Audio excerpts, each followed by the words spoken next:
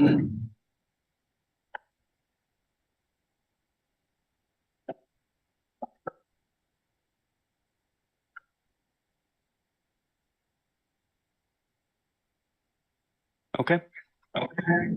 Thank you, Colton. Good morning and welcome to this board meeting of the Kansas State Board of Nursing. Let's call the meeting to order and we will review our on-site packet. We do have an on-site packet with 3 items. I might ask you to review the 3 items in the packet for us. Sure. There's one that has draft language revision to KSA 651158. This was put in at the request of the CRNAs, and one will be coming to talk to you about that. And then there's a draft of KSNA legislation that they want you to look at that they would like to introduce next session, starting next January. And their director will be here to talk about that. And then the third one is an article that I will be talking about that is going to lead to possible changes to licensure requirements. Well, I hope you've had time to look through those. Moving on to additions and revisions to the agenda, we would like to amend the agenda to add discussion for those 3 items. So the draft language revision for the KSA 651158, and then the KSNA draft legislation, and then possible changes as noted in the article with regards to the licensure requirements. We'll add those in. All of those will come under new business. We will need a motion to approve the amendment. Madam Chair, I move to approve the agenda as amended. Is there a second? I'll second that. Any discussion? All in favor signify by saying yes. Yes. Any opposed signify by saying no. Motion carries. Okay, so move on to announcements. And I do just want to pause for a minute and welcome everyone back to the board meeting.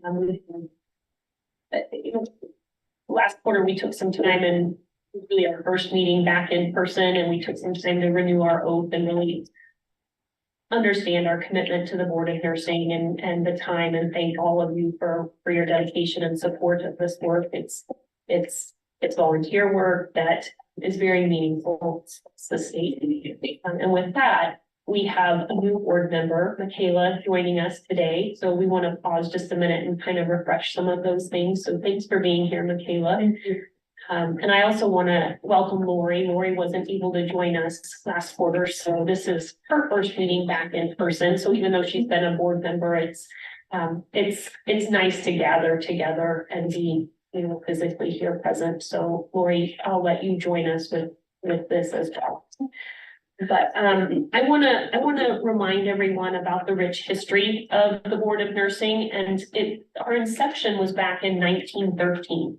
And I do want to read you a little bit about what our work is and our mission. So we'll review our mission, our philosophy, and then our core values. So if you'll bear with me while I read a little bit. The mission of the Board of Nursing is to assure the citizens of Kansas safe and competent practice by nurses and mental health technicians. And I think that's good for us to reflect upon.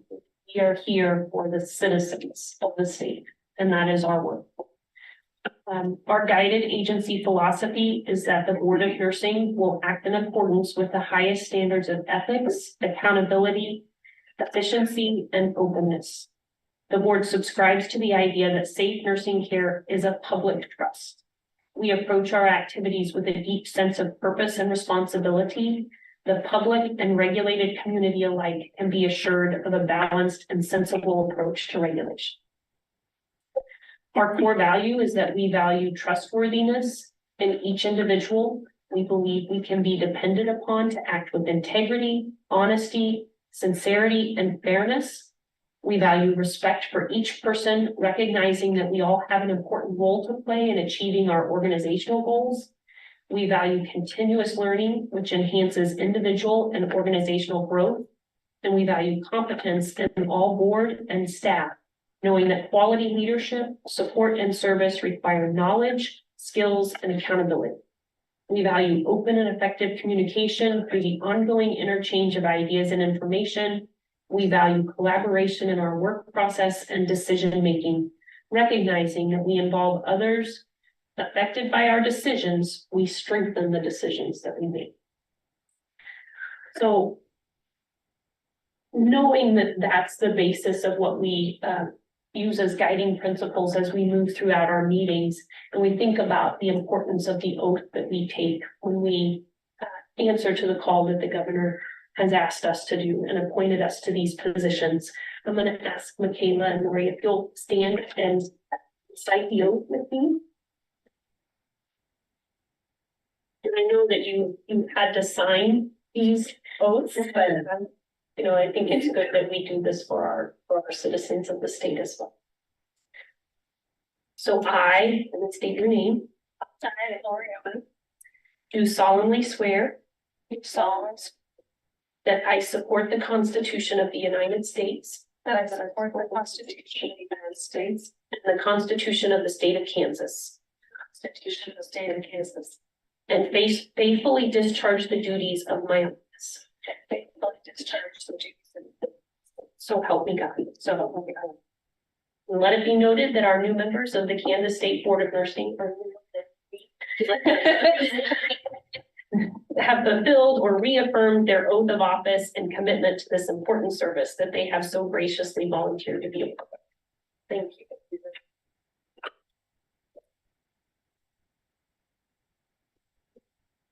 And in saying that, we started a practice, a tradition, I hope, at our last meeting of providing pins, and you'll notice that many folks have theirs on today, but this is a pin that we would ask that you wear when you are conducting official state business in response to the State Board of Nursing. There's a seal on there that is developed by our staff that is very representative of the work that we do. So thank you very much for your dedication and service. Appreciate that. More here. Thank you.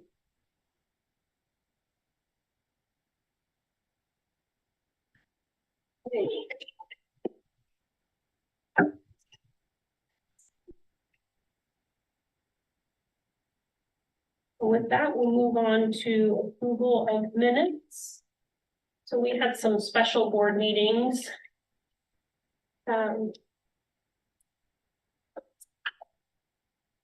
So we'll look at the June 20th special board meeting minutes.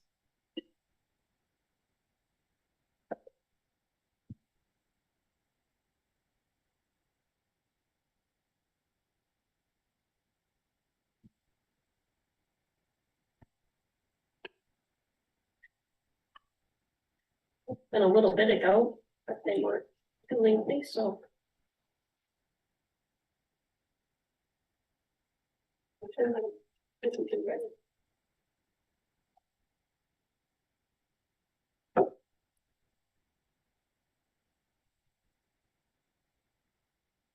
Madam Chair, I'll motion to approve the June minutes, special meeting June minutes. Thank you, Melissa.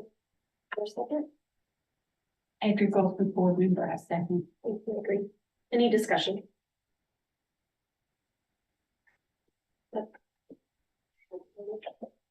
Yeah.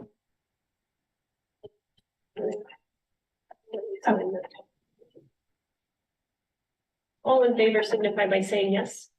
Yes. Any opposed signify by saying no.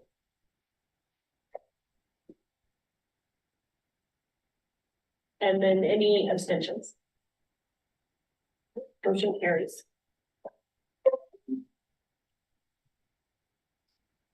Moving on to the June 29th minutes.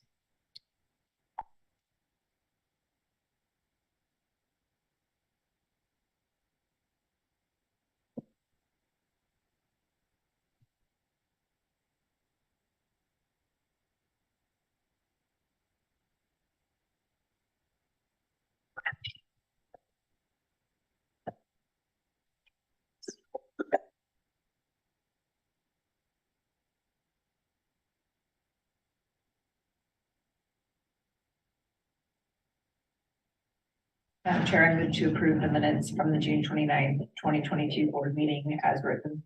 Thank you, Andrea. Is there a second? I'll second. Madam Chair. Any discussion? All in favor signify by saying yes. Yes. Yes. Any opposed signify by saying no. Any abstentions? Motion carries. And one last one, the September 14th meeting.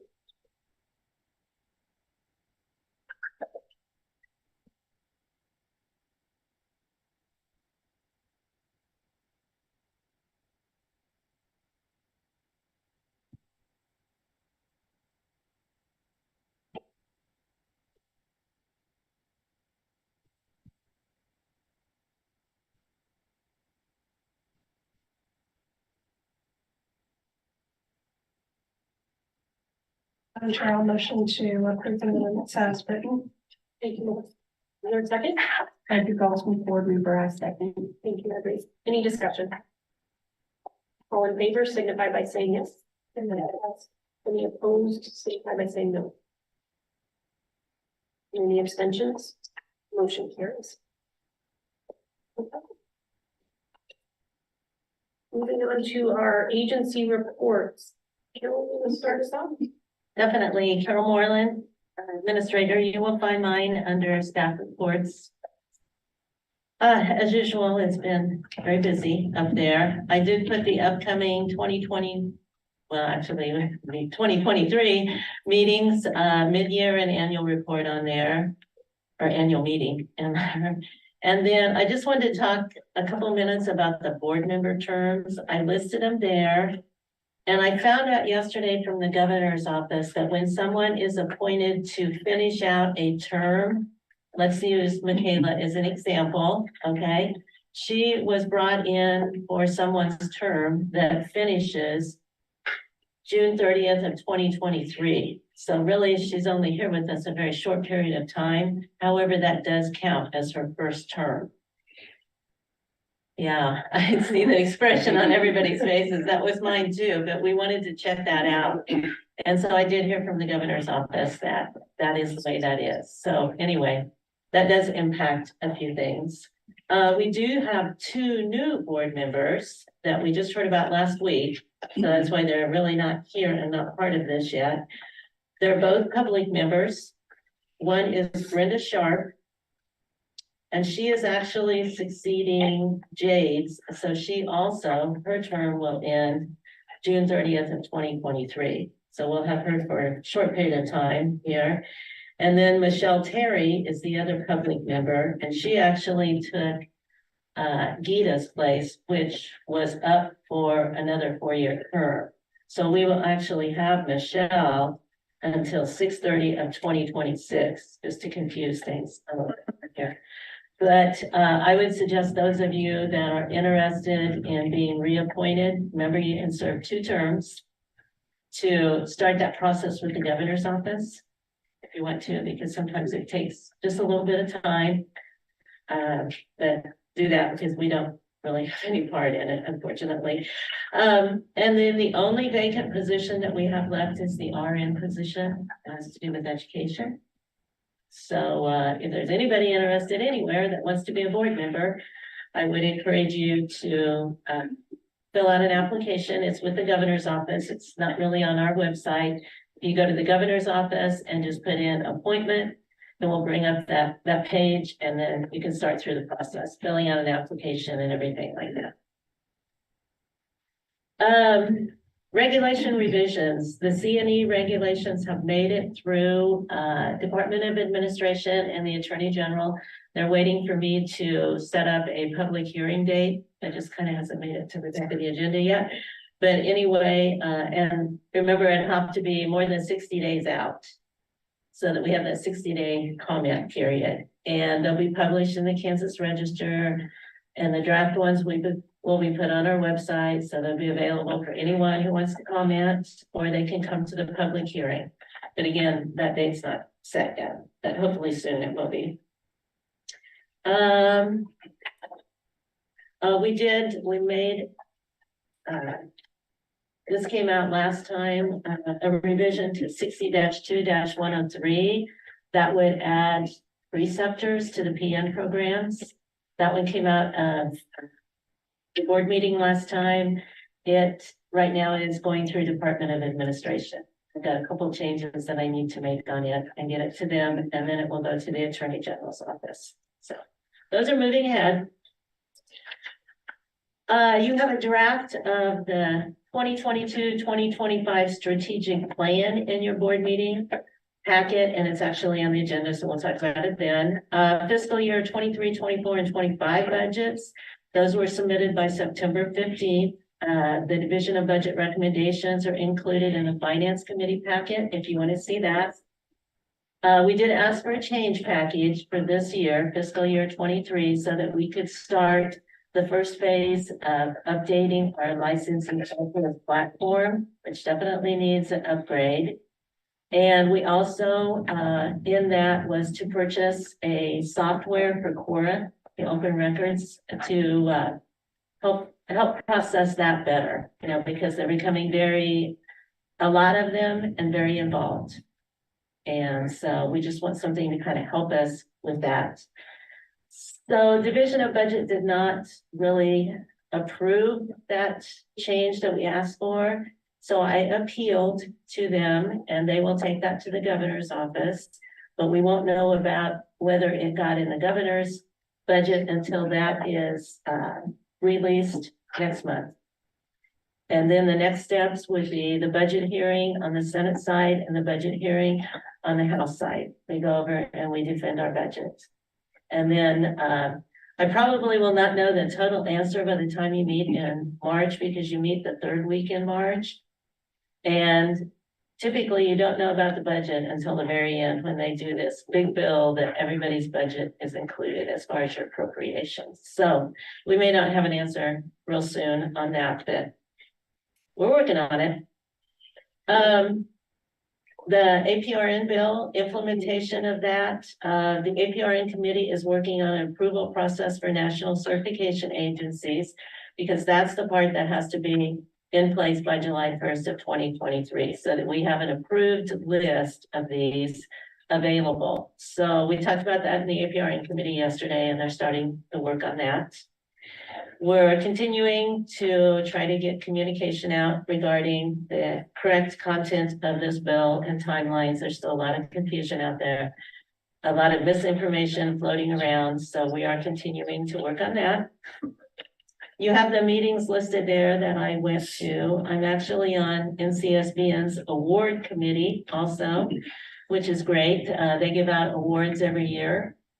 So there's different categories of awards, and so that's going to be very interesting.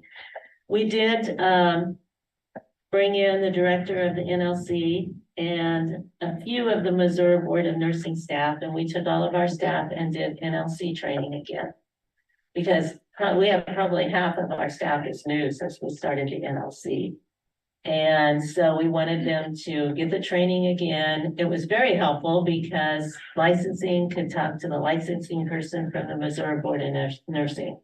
Same thing on investigative and stuff like that. So I think it was very helpful that we did that.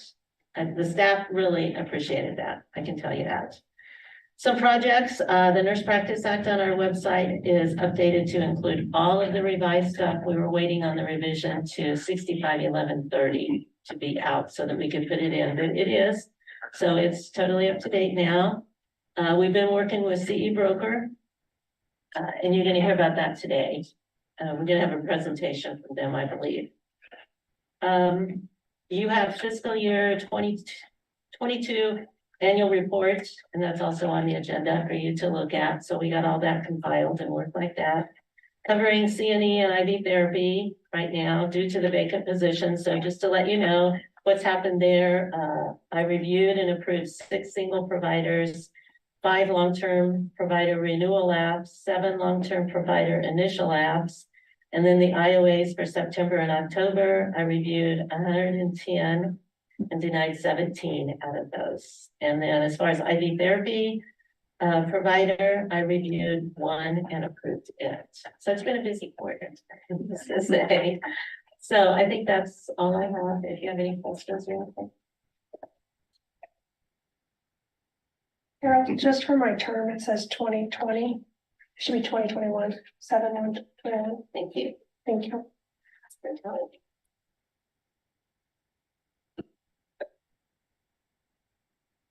Thank you, Carol. We appreciate all you do. Adrian, would you like to?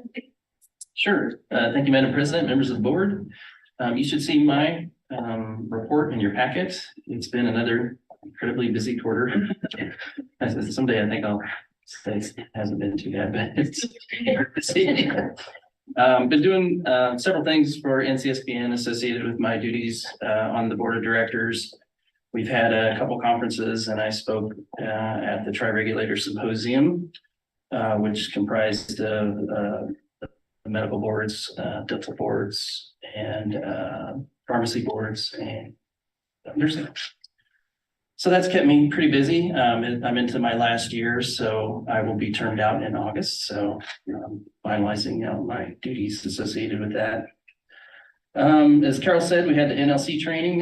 We thought that went pretty well. That was funded by NCSBN, so that was kind of nice that they came in. We even had Charles over there with us to join, and I think that went well. We had some staff attend the System Automation Users Conference, which is our licensing software. That's part of our contract to be able to attend those conferences, and it was nice this year because we were able to take a member from Linda's team, education, IT, and Carol. So that was good. And we are on our, let's see, 2009 is when we went live with them. So we started our contract back in 2008. And as Carol said, we're in need of an upgrade. So that's one of the things that we need to do. We've done incremental updates to the programming, but we really need to get the code base up to more modern times for mobile technologies and those sorts of things. And I use the example in Finance Committee, when our system was originally developed, the iPhone did not exist. And so things have changed quite a bit, and it just needs to get a refresh. And I think that will help us with some of the initiatives that we're trying to do in the office. We're looking at workforce information. We're looking at trying to make things easier so that the licensees can navigate the system to find things. We had some great suggestions in finance, actually, of some things that we can do to help them get into the system. So I'm hopeful that that works out. The one caution is the state is starting to look at a centralized licensing type system. And my only, well, I have several concerns with that, but one of my concerns with it would be that if we had to go down that route and we had to switch entire vendors instead of essentially upgrading what we have in place with a company that we've had success with, it's really starting over. And so not only is it the workforce and those sorts of things that maybe are things that we would want to try to tackle, including getting Linda a good case management system for her team, it's starting all over. And so that's a big concern of mine, plus the expense. If I can gauge from the comments that I hear from other nursing boards across the country, because nursing is usually the biggest, they're also the one that usually pays the most. And then at times they lose their IT staff to the centralized model. The secretary of the Department of Administration happens to be the Chief Information Technology Officer. She's been a great partner with us. And so that has made me feel very comfortable. She's been incredibly supportive of our agency and our initiatives, but she is leaving. So I don't know who's going to take over. I don't know what their objectives are going to be. So that'll be something we have to navigate. On the other fronts, Michelle upstairs is working with operations. She's still doing some initiatives for education until we fill the position, but she's been very helpful working with our continuity of operations plan. We're trying to get that up to snuff, and then also helping me with some miscellaneous HR kind of things, which has been really nice to have some help in that area. So we're starting to get her cross-trained. I just don't want to overburden her with too much just yet. Sharon, who works kind of back in Linda's area, but works directly with our team, is working on getting some of their records scanned and indexed into the imaging system. Tony's been working with our vendors to we call it like a link assist. It's making the process a little bit faster. So when we bring in the records, they can get done a little quicker. So we're actually going over to our records center, which is in another building, and bringing boxes over to prep them to send to our vendors that we had a grant to do. The state building that we're in is in not the best of shape in the place that we're at. And so the elevators didn't work, and we found a bat in there, like a real bat. So we really need to get out of there. And that actually kind of slowed things up because they didn't have parts, and the whole thing with everything going on, it was just difficult to get, and I wasn't about to lug all those boxes up the stairs. So that's something that's been underway, but we think it'll help things. On the information security front, I work usually about twice a week for a couple hours each of those days with our information security officer from the Kansas Information Security Office. And that has been a very long and labor-intensive effort, but it's one you must do nowadays. We're working on a system security plan for one of our systems right now, and it has 900 questions we have to fill out. So it's a pretty intense thing, but it's coming along nicely. And I think, I will never, ever say we're 100% secure, just because in a modern world, that would be foolish to say that. We are doing everything that we can to protect the information and including patching and everything else. So we stay up to date with that, and Tony and Cole do a nice job keeping us going. Another thing that I wanted to sort of bring up, the newsletter that we use, the nursing newsletter, is being, I don't know if they're being sold or they're merging or whatever with another company. We've had them, the Arthur L. Davis folks, before I was here. I asked them for copies of the really old newsletters that we had, if they had any that I could get digitally, and they go back clear to 1995. I assume it probably went further back than that. But kind of sad to see them go. They do the scholarships and those sorts of things. So Carol and I are going to meet with the new owners and see what they're going to do. As a refresher, they did a really nice job updating the look and feel of our annual report, the strategic plan, and have done those sorts of things, and been some big supporters of ours. So we sent a nice thank you letter to them and thanked them, for their years of service from us and the board, just for being supportive of us. So we're hopeful that things will go well, but more to come on that front, I guess. Other than that, on the HR side, we have a couple vacancies that are posted right at the moment. We're still trying to recruit for the educational assistant to assist Michelle. And then I guess we have a special investigator opening too, and I think that's about done. So we're starting to fill the seats, and things are happening, so that's really nice. And by far the biggest initiative that we have this quarter is happening in the wee hours of tomorrow morning. So we're going to be moving our data center from Topeka, the company that was here. Again, the sellouts, the buyouts, those sorts of things happen. So we're moving to an area in the Kansas City region. It's supposedly the largest subterranean complex in the United States. It's pretty fortified, has a lot of data centers and those sorts of things in there. We've had a few little bumps along the way, which is to be expected, but we're still on track, maybe a week or two behind where we initially wanted to be. But Tony and Colton and those guys have been really, really, really working hard on this.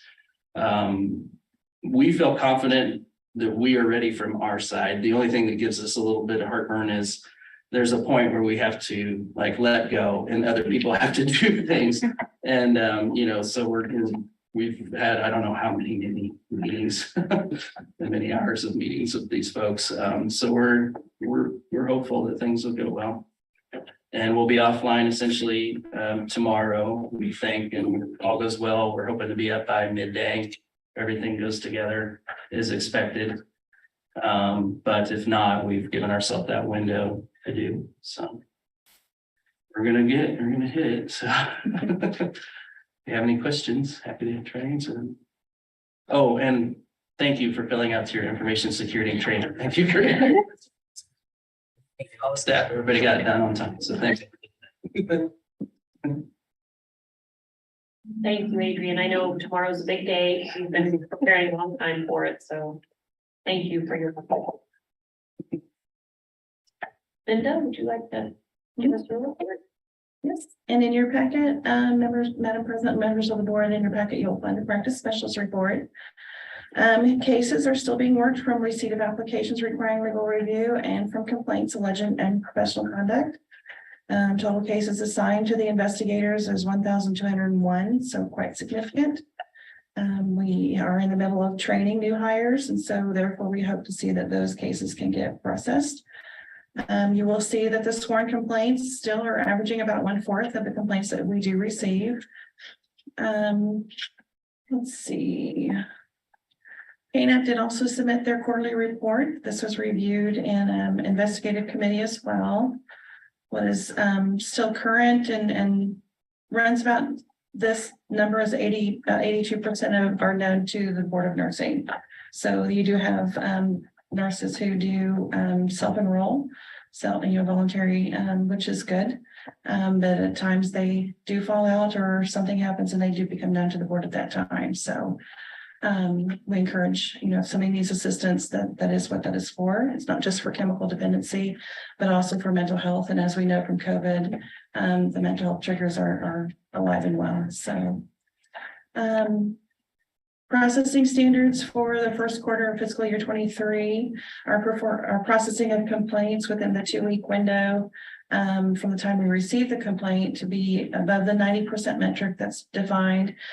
We are at 98.44%. So what we changed, our process that we changed on July 1st of 2021, July 1st of 2021, we changed our processes because we were not even hitting that very well at all.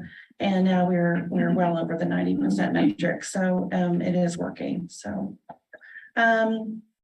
percentage of investigations completed within 9 months of opening. The 9 months is the, if we remember the Journal of Nursing of Regulation article that I proposed or, reminded you of, was set about 177 days to case process. So we're about 51%. So we can do better.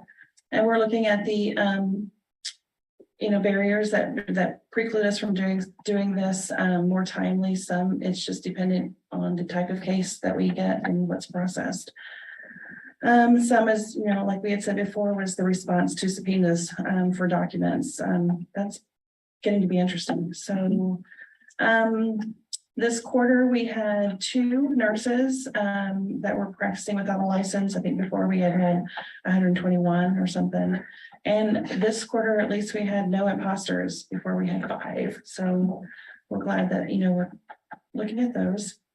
The open records, as everybody's been discussing, we did receive some training that will allow us to continue to review and update our processes, but we average the number of days taken to produce the requests for documents is about 6.5 days. So I think our processes are working. And then of course the records requested are anything and everything. And it takes a while sometimes to find what they're requesting. So new employees, like Adrian had mentioned, we're in the middle of training, but we did have one of our part-time nurse investigators choose to go to a full-time status. And we had an opening. So she actually started Monday and loves it. So she's very happy. We also then interviewed and offered the special investigator position because we promoted this previous special investigator to a senior position. And we interviewed and offered for another person to accept the previous position, the special investigator, and just got written acceptance yesterday, I think. So I'm happy. Yeah.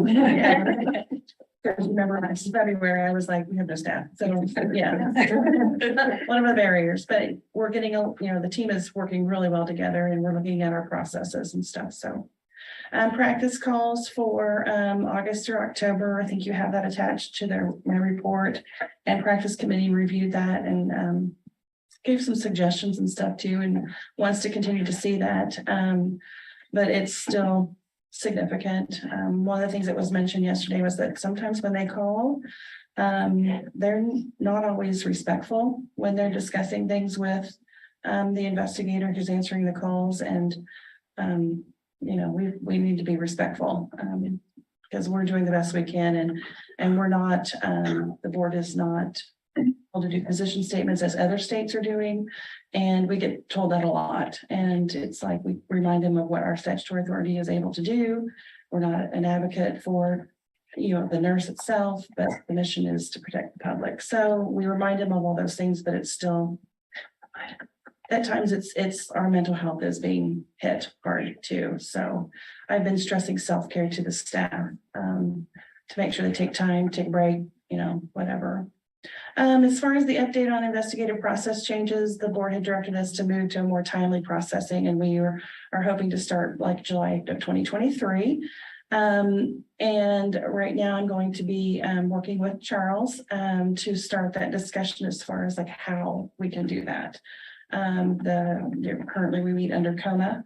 And part of it's under CAPA, but it's like, how can we do that? Is it virtual? Is it in person? And then we still only have 2 committee members. So if we're going to do a rotation of members, we need to understand kind of the logistics of that as well. So I think those are the next steps that kind of need to get defined. As I indicated, our operation or internal processes, the team is excellent as far as like we meet every 2 weeks and discuss gaps and barriers and challenges, but they're also solution focused. And so they're presenting ideas of how we can fix something, or another state might be doing something else. And so we look at those type of things too to kind of help, can we incorporate? So some of our challenges are related to the paper and electronic digital issues. Some of it's related to, we don't have a case management software. It's all paper. So it's all, we create our own Excel spreadsheets. And so, little things like that would all obviously improve our efficiencies, but those things take time and money and training. So we get that. That's fine. Various meetings that have been attended by staff. And I will also mention that on December 7th, which was this last week, I attended the Kansas Association Risk and Quality Manager Performance Improvement discussion regarding peer review. So I got to hear from the risk managers their frustrations in peer review at their individual facilities. And there's a lot of confusion. There's a lot of educational opportunities. So if I thank you, I'll stand for questions. Yeah.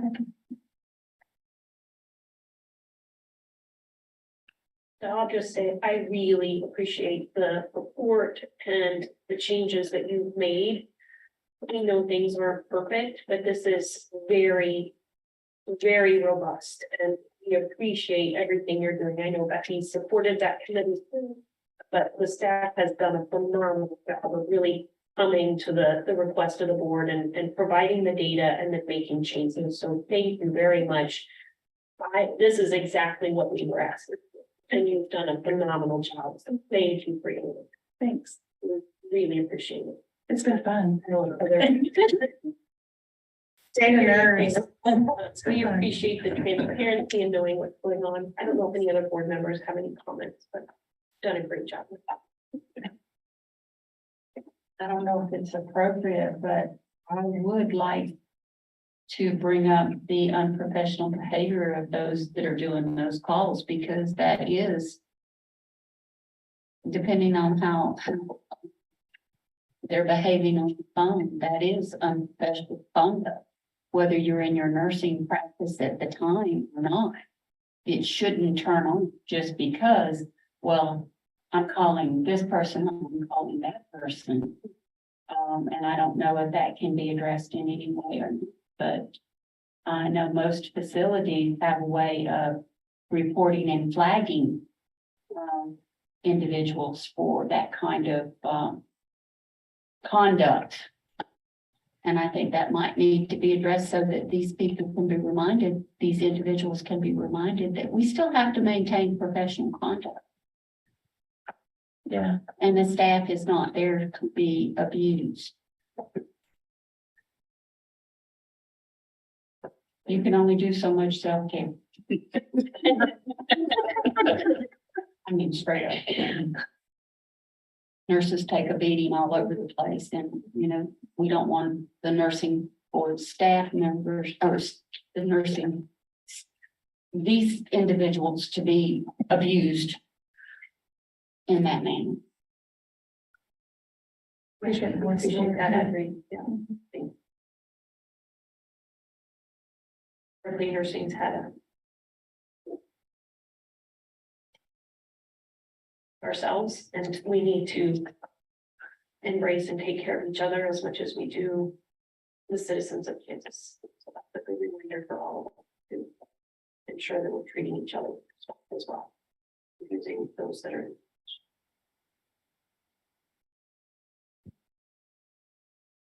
Thank you, you're done. Great job. Janelle? Yes, thank you, Madam President. The education report is in your packet as well. I just have a few points. It's been kind of busy for me on the outside of this, so the report may not look like a lot's been done, but a lot's been done. We do have a couple of updates for program administrators. Last couple of years have been pretty rough on programs. Administrators are doing a yeoman's job out there. But Rasmussen had someone resign, and so they, effective August 22nd, they have a new dean of nursing, which is Jamie Magana. She actually was in the assistant dean role since March of 2020. So hopefully she will be able to take that over very smoothly and help them with their process. We also got word since the report was made that they will be moving their Topeka location. They have kind of outgrown where they are and are hoping to move in the spring. So they have evidently a nice much bigger spot out off of 470 at 35th and Burlingame, I think is the new location. So they're really happy about that and are going to add some space for their program. So that's kind of a nice thing. North Central Kansas Tech College at Beloit. They also had a resignation of their nursing director. And so they just let me know, since this report was done, their interim director is going to be Angela Murray, and she is an MSN RN. I believe she was just hired in the program within the last year. They just added an ADN to their level at Beloit. They've always had just a PN. So it's busy there. And so she will be serving that interim role while they look to fill that full time. One update that is not in here that I received, but was asked to add into is the Hutchinson Community College PN program is letting go of their ASIN accreditation effective the end of December of this year. And a lot of that is just accreditation is not required. They've been the only PN program in Kansas to have it. It's expensive to maintain. The plan is the evaluation plans and everything they're doing, they will continue to have in place, but they are letting that go as of the end of this year. So I just wanted to let everybody on the board know that. I think that has to do with letting ASIN know as well. So wanted to let you know that. We did do 7 on-site visits this fall.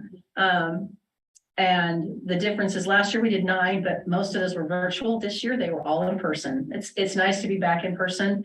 I will say one of the nice, if there is such a thing that came out of COVID, is that many of the schools are using virtual resource rooms to get us information ahead of time for our visits, which we used to have to do all that review on site, which has really changed the way that I think that we as site visitors can. I hope the board members and committee members who help feel that as well, because we can do more review ahead of time. And so we can focus then when we're there on speaking with the different groups that we talk with.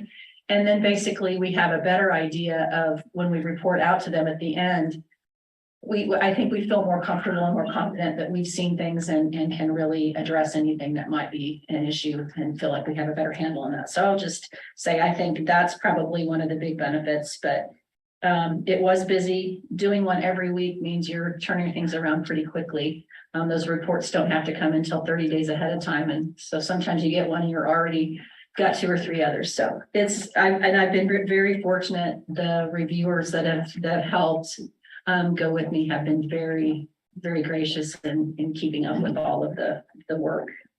Carol even got to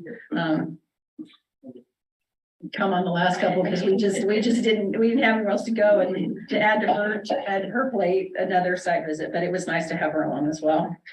This list, the 7 that we did do, I think after I wrote this report, I realized that we did do one other site visit.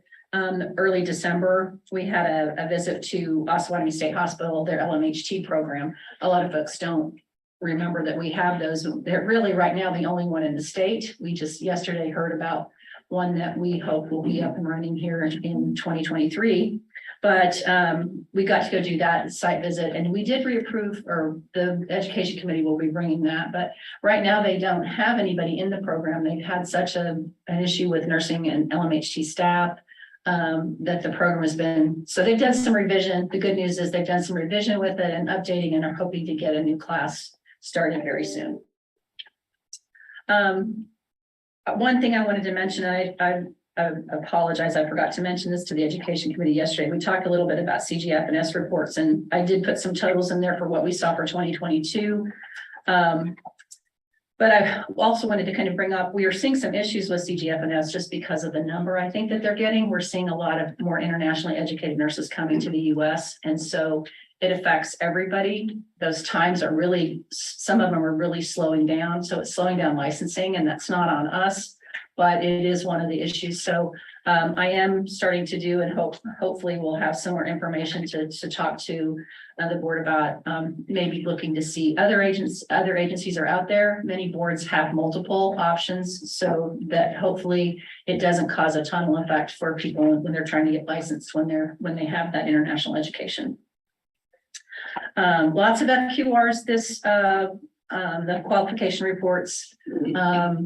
Many folks are finding they're still needing to add more clinical adjunct faculty as clinical facilities continue to somewhat limit the number of students they can have at one time. So they're having to find more facilities and more clinical faculty to oversee those. So we are seeing a lot of hire exceptions right now. And just a reminder that when we have a hire exception, it means they're not meeting regulation. We put that hire exception in there because many of them do have degree plans, are trying to get to that qualification, but it creates just one of those, we have to be aware too, how we're mentoring. And that's always talked about too with faculty or in schools when we go out to visit. But this quarter, about 30% of our FQRs had hire exceptions. I just wanted to make you aware. It's one of the things I think is good to keep an eye on.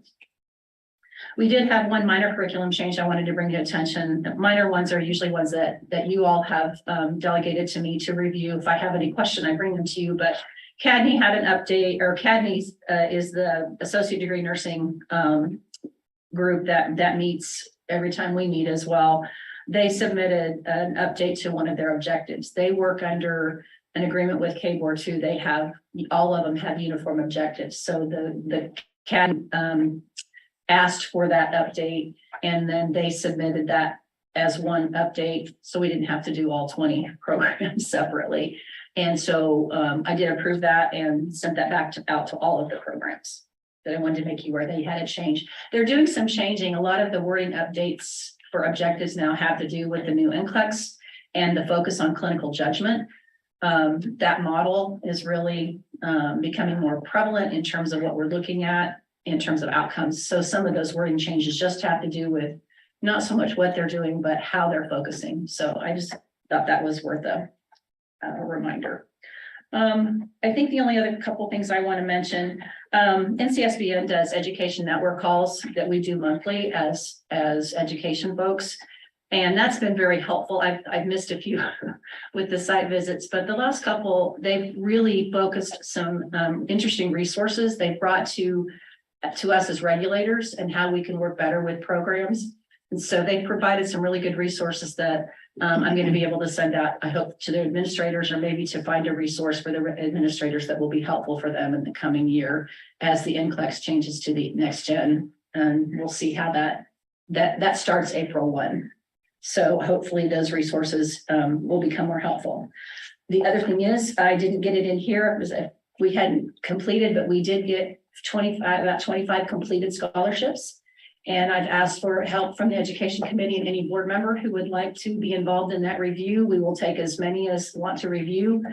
How we do that is all of you review those, score those, and all of the scores are added together. And we look for, the top LPNs and RNs get the 4 scholarships. So we do 2 for each. So we usually like to have those done by the end of January, so we can make that announcement early February, so those students who are receiving can come to the March board meeting. So anybody who would like to think about volunteering for that, just let me know. I think that concludes my report. We can stand for questions.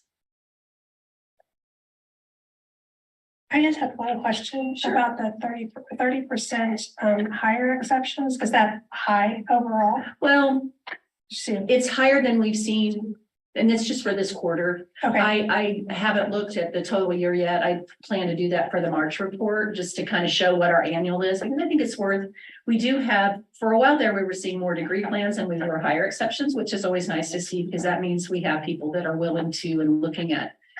Most of the higher exceptions we receive, I will have to say, are clinical adjunct. And so a lot of times you have a longtime nurse who's a BSN who will be a great adjunct. And so I think we put that higher, or the board put that higher exception in to make that possible, because you do have a lot of good experience. But it's just an awareness that some of those aren't, some of those are teaching as well. And so they're, when you get to someone who's 2 degrees below where they need to be, you really have to start looking at, because of that, those are always higher exceptions. Someone can be hired on a degree plan if they're 1 level below, but for those that are 2, like an ADN clinical instructor or clinical adjunct that's hired potentially for a ADN program. It is ADN to ADN, but our requirements say master's degree. So that's the only reason. So maybe the higher exception is because we're just seeing a little bit more of that, especially in this 4th quarter. A lot of them were struggling to fill people that left, maybe more unexpectedly. So we'll see what the year report looks like, but I think it's a good question to ask. thank you. Mhm. Thank you, Janelle. You've traveled the state and seen every corner of it. I appreciate The it. 4 corners of the land, right? Thank you very much.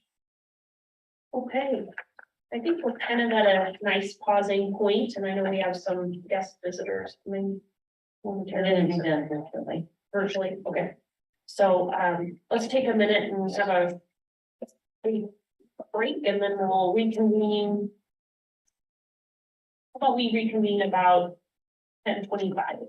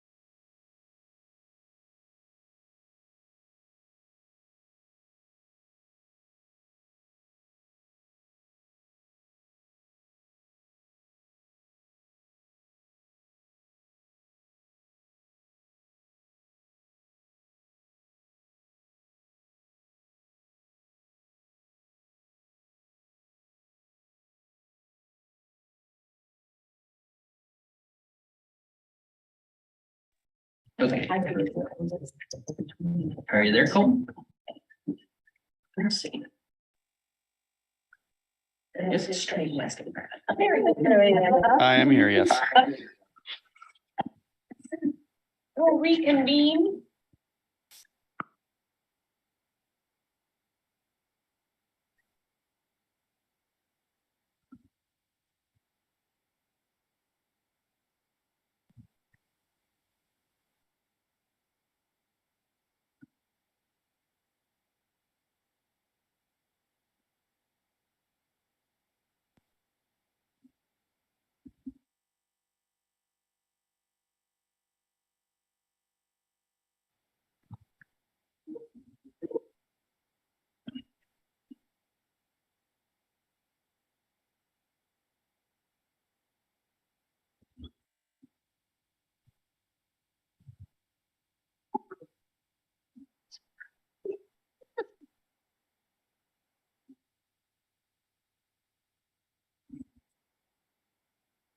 That camera, what's it?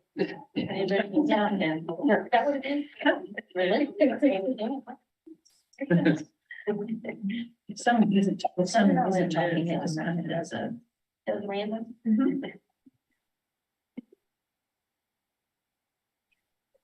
So the stream back on now.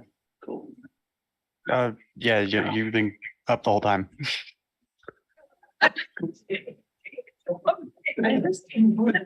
Okay, thank you all for rejoining, and we will, we're gonna go on with our agenda, so I appreciate all the updates from the staff. I know there's been a lot of hard work and travels and unforeseen issues that have come up over the last quarter, so we appreciate everything you're doing, and I know this week Affiliate has some big projects to come. CE Broker, I think, is our next discussion. This is one of our added agendas, and we have a guest who's going to be joining us virtually, I believe. And it'll be Deborah Carter. Cool. Deborah Cole. They should be on the way. There she is. CE Broker is our education database that we have agreed to partner with, and I think Deborah will hopefully give us an update on it. Hi, Deborah. Good morning. Good morning. All right, let's see. I think I'm able to share my screen here, so I'm going to give this a go here. Oh, let's see. I think I have to allow you to do that 1 second. Okay.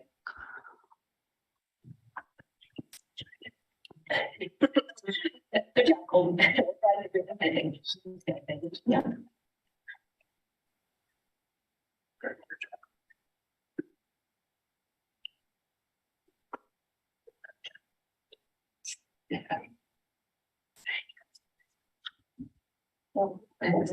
Okay, go ahead and try it now.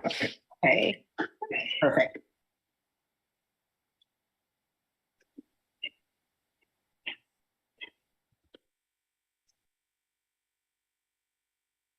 Let's see. So you should be able to see my screen there, correct?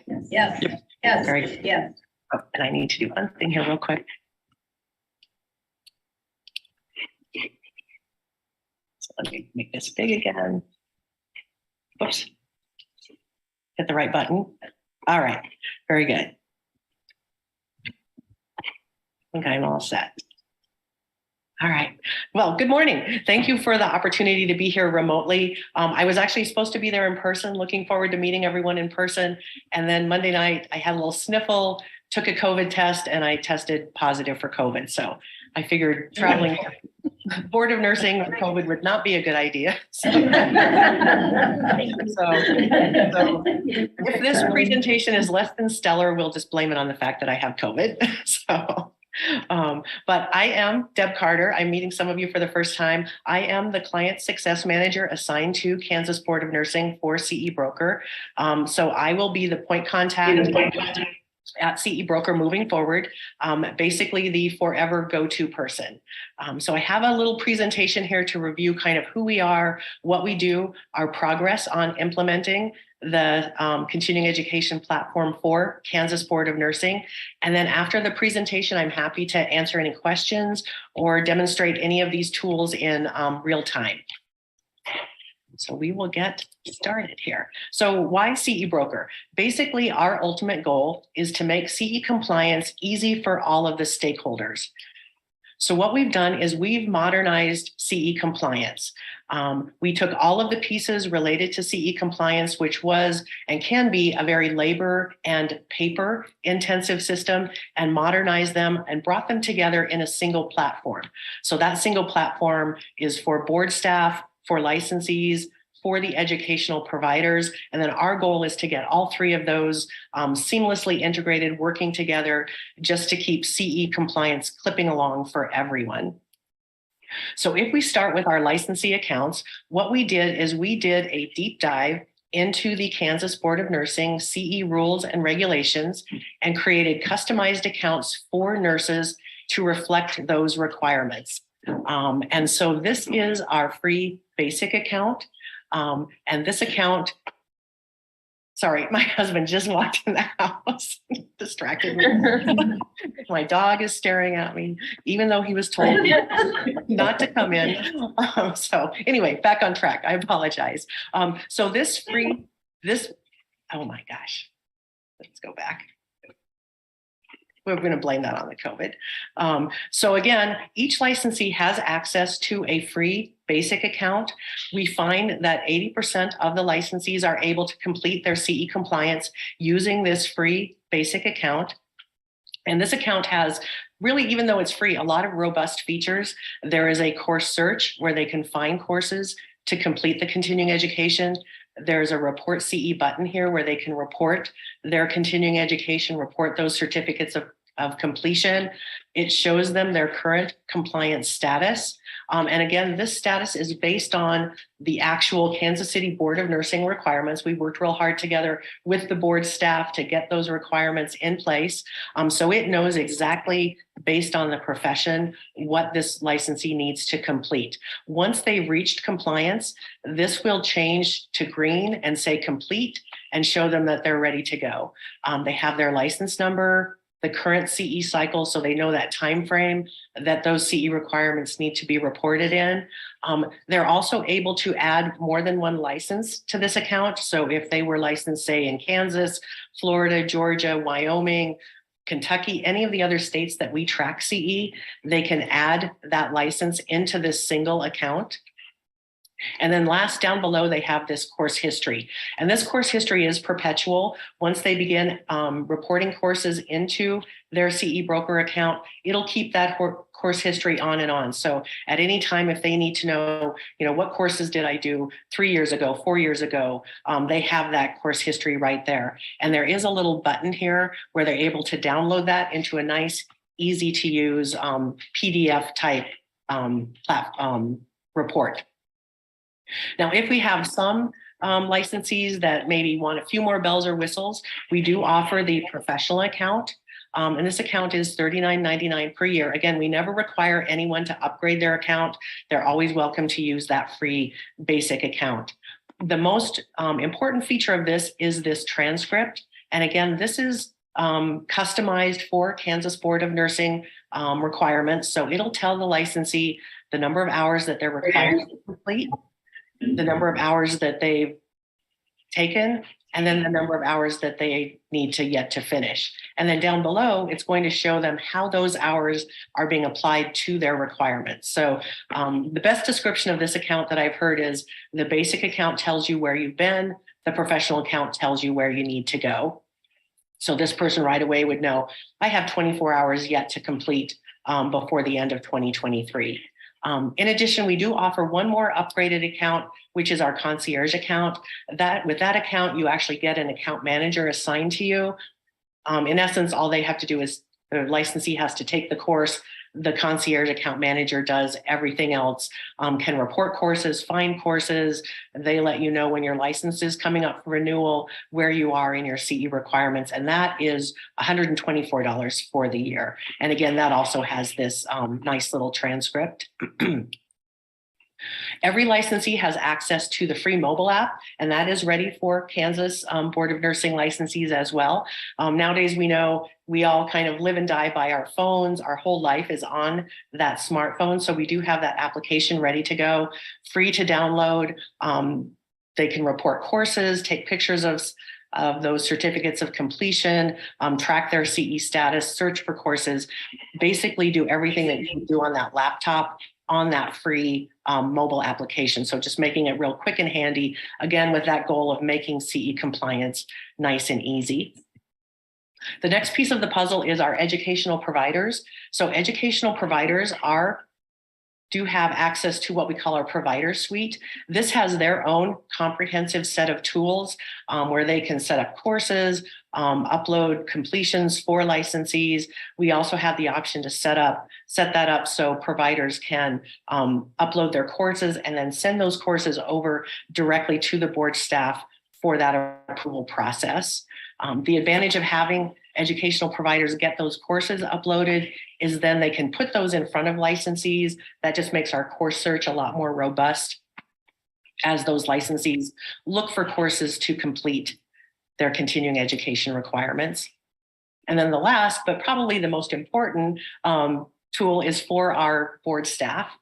So what the board staff has access to,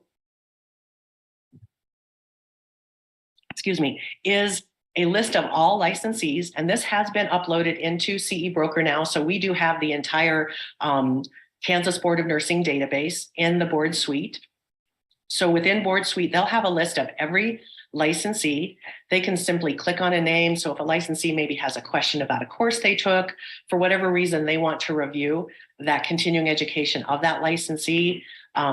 Again, based on the requirements, it knows their exact requirements. It will show the number of hours that has been posted, the number of hours that licensee needs to complete. It will show the courses that they've uploaded, and then along with the details of that course. So what is the name of the course? How was the course approved? Who was the provider? And then most important, there will be that certificate of completion attached to that course detail. So the board staff can just simply click on that. They have access to that certificate without having to have a lot of paper pass hands. The other feature that Board Suite has is a very robust audit tool. So if at some time in the future we choose to do auditing through CE Broker, that's all in place. We can create a custom audit selection based on the criteria that we choose. It'll go through, create that audit group. Audits, we can do an external audit where we actually send the announcement to the licensees, letting them know that they're being audited, or we can do just simply an internal audit where we're just going to create a group of licensees, audit them internally, but the licensees don't know that they're being audited. If we do an actual formal audit, we give every licensee that upgraded professional account just because we want them to know what their requirements are. It's kind of stressful, so we want to make it as easy for them as possible. And then the nice thing is they have this account, they upload information into the account, and then that works hand in hand with the board staff doing that audit. Once they are ready for the staff to review, they submit the audit. And then that information is held kind of in a centralized location. So basically the tool creates a batch of licensees being audited, kind of sets that little batch aside, and then any work that we need to do with that batch is all in one location. So we can see this licensee has submitted the audit, letting them know that it's ready for review. This one is awaiting the submission. They have the ability to request additional information from the licensee. So a pretty robust audit tool where everything is kind of one-stop shopping. It's all nice and centralized, and we have the ability to communicate back and forth with those being selected for audit. The last step in the audit, obviously, if it's an announced audit, is to let the licensee know they've either passed or failed the audit, and we can customize this letter. This is just kind of a generic viewpoint, but we'll let them know you either passed the audit or that they failed. If they failed, what their next step are. If they've passed, congratulations, yay, you're ready to move on and you don't have to think about the audit anymore. And then that audit is closed. It is archived. So if you ever need to look at it again, all of that information again stays around perpetually. So one of the last pieces of the puzzle, we do offer a check for CE compliance at renewal. We don't have this in place yet for Kansas Board of Nursing, but it's something that we can look at kind of down the road if you're ever interested in that. And basically what this is at the time of renewal, the licensing system would talk to our system, see, is this licensee complete for their CE? If they are, they go ahead and renew. If they're not, kind of gives them a little tap on the shoulder, lets them know, hey, you have some CE requirements that the board requires you to do. Make sure that you get that done. So in talking about all this with providers, licensees, audits, et cetera, you can tell there's a lot of information being shared with CE Broker from Kansas Board of Nursing. We take that security of that data very seriously. So what this is our security scorecard. And what security scorecard is it's similar to a credit rating. Companies are evaluated based on a number of security variables, and then a score is assigned to each individual company. And CE Broker, we're very proud that we have a 95 security scorecard rating. 100 is the top score, but due to some changing things, apparently what they tell me, nobody ever reaches 100. So 95 is really great. A typical SaaS company is going to be somewhere between 70 and 85. So to have that 95% is something that we're very proud of because you are sharing information with us. We want to make sure that we take that data security very seriously. That's important to you and it's important to us. We do have people on staff always managing this, looking for anything, any potential breaches, anything that could compromise that security. And so we'd like to just make sure that we keep that very nice and safe. So the other thing that we're very proud of is our support center. I think one great feature once we make the announcement is our support center can hopefully help. I know board staff is very busy. They have lots of calls, lots of questions. I can even just tell from the board meeting, they have a lot of things that they're doing. So hopefully our goal is to send a lot of those continuing education questions over to our support center. We have a highly trained, very dedicated support staff. I can't hardly brag on them enough. And what we do is once we announce a new board, we have a session where we actually train the support team on that new board, their rules, their regulations, how things are going to function. And we've done that with our support staff. So they're ready to take those questions. When those questions come in, they'll be totally familiar with all of the rules and regulations, and they can provide good support. Our support team, you can see here, the average CSAT customer satisfaction score is a 4.47 out of 5. So for a call-in type center, that's really, really great. And I'm always amazed at the great job that our support agents do. I actually started in the support center, so I kind of know what that job is like, and they really do an excellent job. And again, the real value of that is that a lot of those questions that maybe normally would be funneled to the board staff can then be taken over by our support team. So in the beginning, I asked the question, why CE Broker? So hopefully this kind of has helped to show all the ways that we make CE compliance easy for all the stakeholders involved and how CE Broker will make CE compliance easy for Kansas Board of Nursing. So what are the next steps? Everything has been implemented. Everything is pretty much ready to go. All of the customization of the licensee accounts, provider accounts, that's all in place. The next step will be for the staff to work with Jason Grubb, who is our engagement manager. They'll formulate messaging to make an official announcement. I was just talking with Sarah, who was the implementation specialist, and I think we're looking at making that announcement, and the board staff can correct me if I'm wrong, sometime after the first of the year, maybe around February 1st. But that's probably our next step, is just to formulate that messaging, make the official announcement, and then move forward from there. So if we have questions, or I'm happy to answer that, or any of the pieces of the puzzle here that you'd like to see how they function in real time, I am happy to do that as well. Thank you, Deb. Questions? This is Carol Moreland. I just want to clarify something to the board. The information that we gave to them does not include email addresses. So those free accounts that the licensees have, the licensee will have to go in and provide that information to CE Broker if they wanted to, because we don't release emails. So if they do not have an account, CE Broker is not going to be able to email them. So that's going to be part of our messaging is if you want that, you need to go and set up that account with them. It's not going to cost any money or anything, but you're going to have to give that information to them if you want it. Right, Deb? That's correct. Yep, that's right.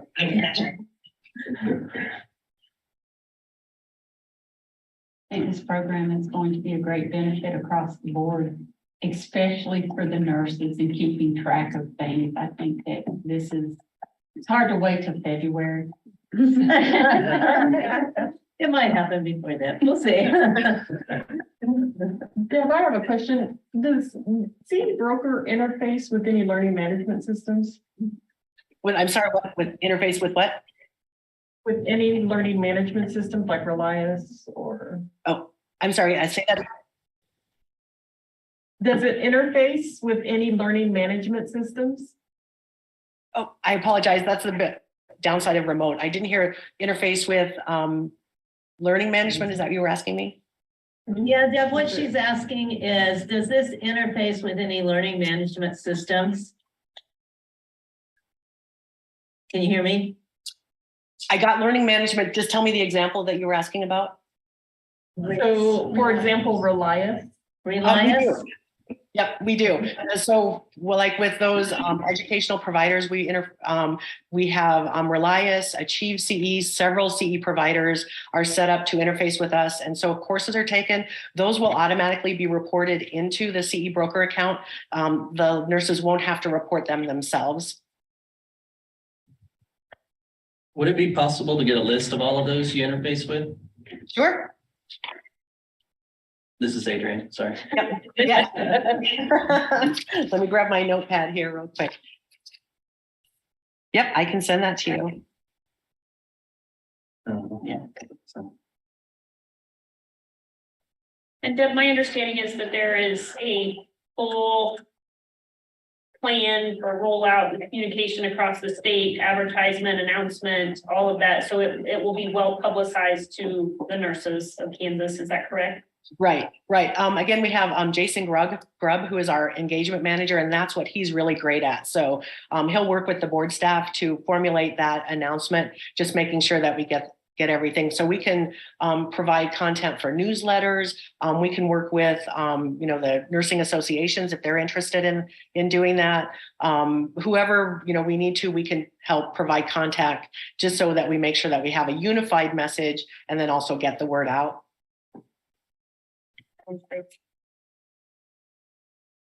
This is Melissa Warpeza, and will there be a link on the Kansas State Board of Nursing once this rolls out? yeah.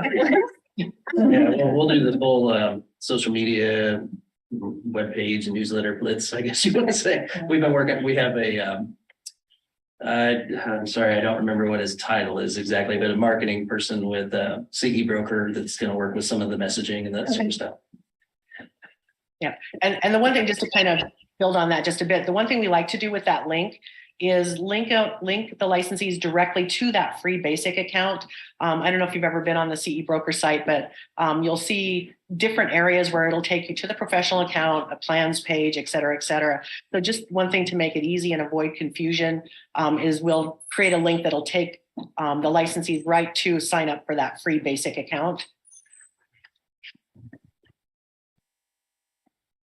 Well, Deb, we really appreciate it. I think we're all pretty excited about the platform and getting it up and going. So thank you very much for your work. And if there's something that you need from us, please let us know.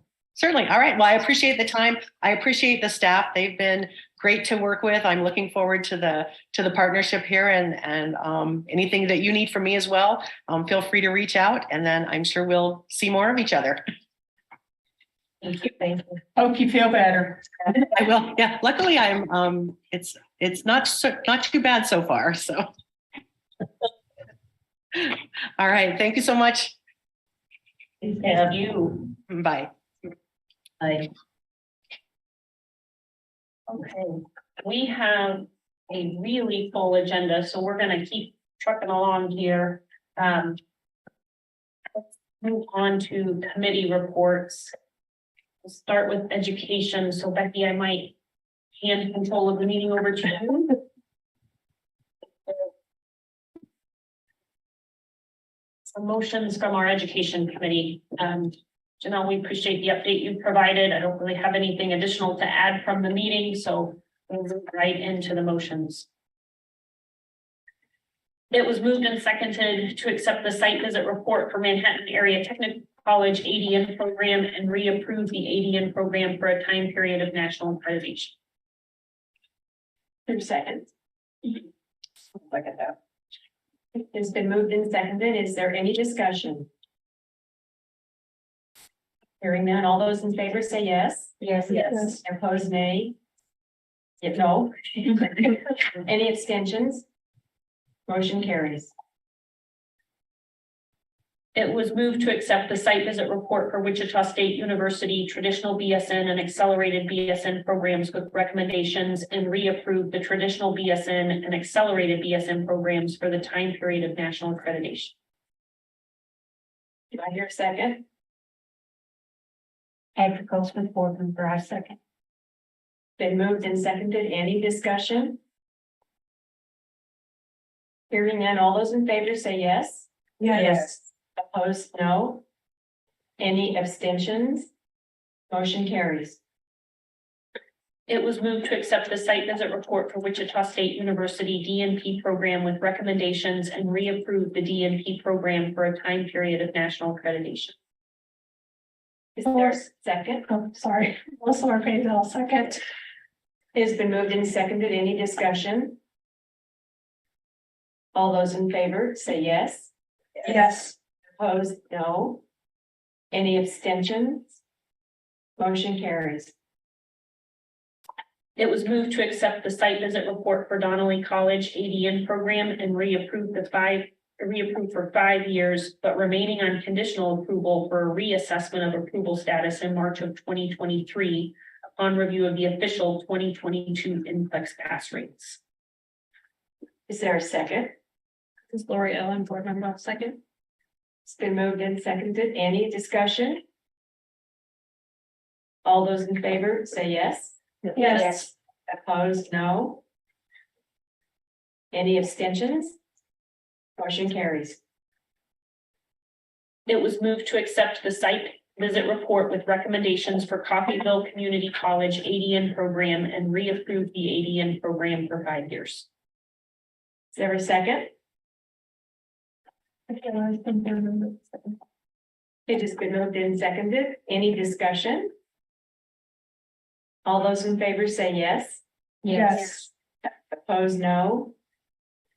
Any abstentions? Motion carries. It was moved to accept the site visit report with recommendations for Coffeyville Community College PN program and reapprove the PN program for 5 years. Is there a second? Andrew Watson, I'll second that. It's been moved and seconded. Any discussion? All those in favor say yes. Yes. Opposed, no. Any abstentions? Motion carries.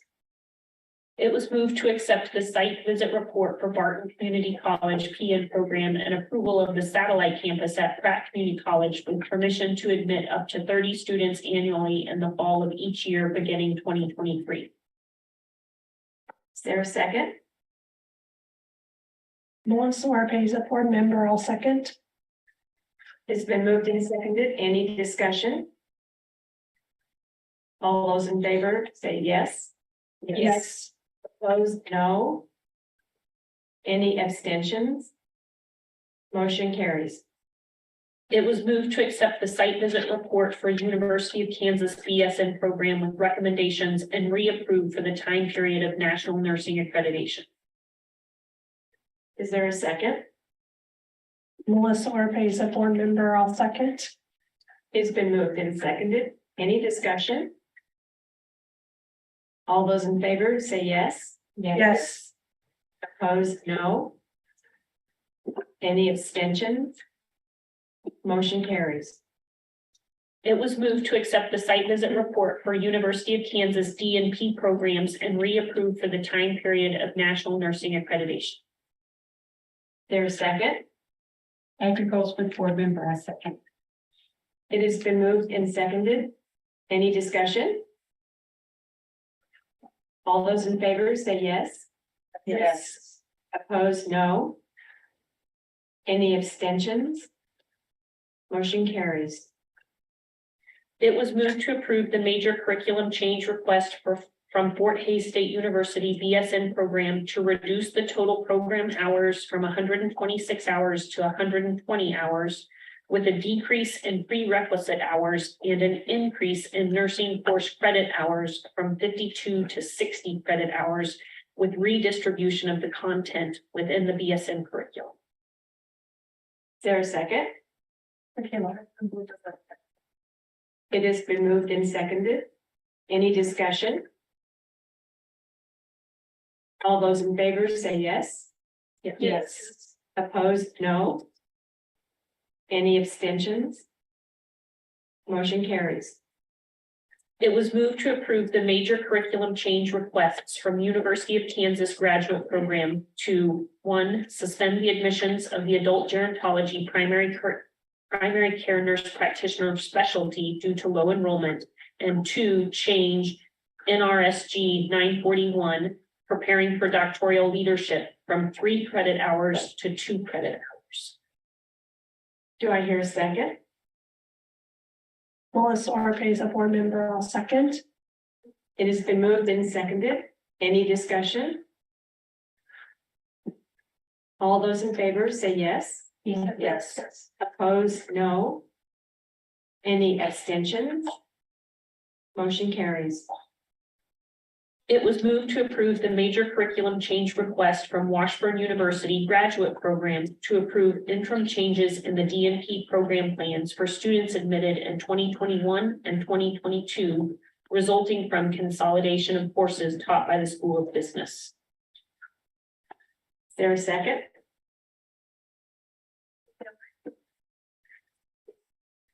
It has been moved and seconded. Any discussion? All those in favor say yes. Yes. Opposed, no. Any abstentions? Motion carries. It was moved to approve the major curriculum change request from Wichita State University Tech ADN program to add 10 additional admits annually for LPNs starting in the fall of 2023 and approve a new elective course, Concepts of Professional Nursing, for these students. Do I hear a second? Andrew Goldsmith, board member, I second. It has been moved and seconded. Any discussion? All those in favor say yes. Yes. Opposed, no. Any abstentions? Motion carries. It was moved to approve the major curriculum change request from Donnelly College ADN program to add an evening weekend cohort with 15 seats annually starting January of 2023. Do I hear a second? Andrew Watson, I'll second. It has been moved and seconded. Any discussion? All those in favor say yes. Yes. Opposed, no. Any discussion? Any abstentions? Motion carried.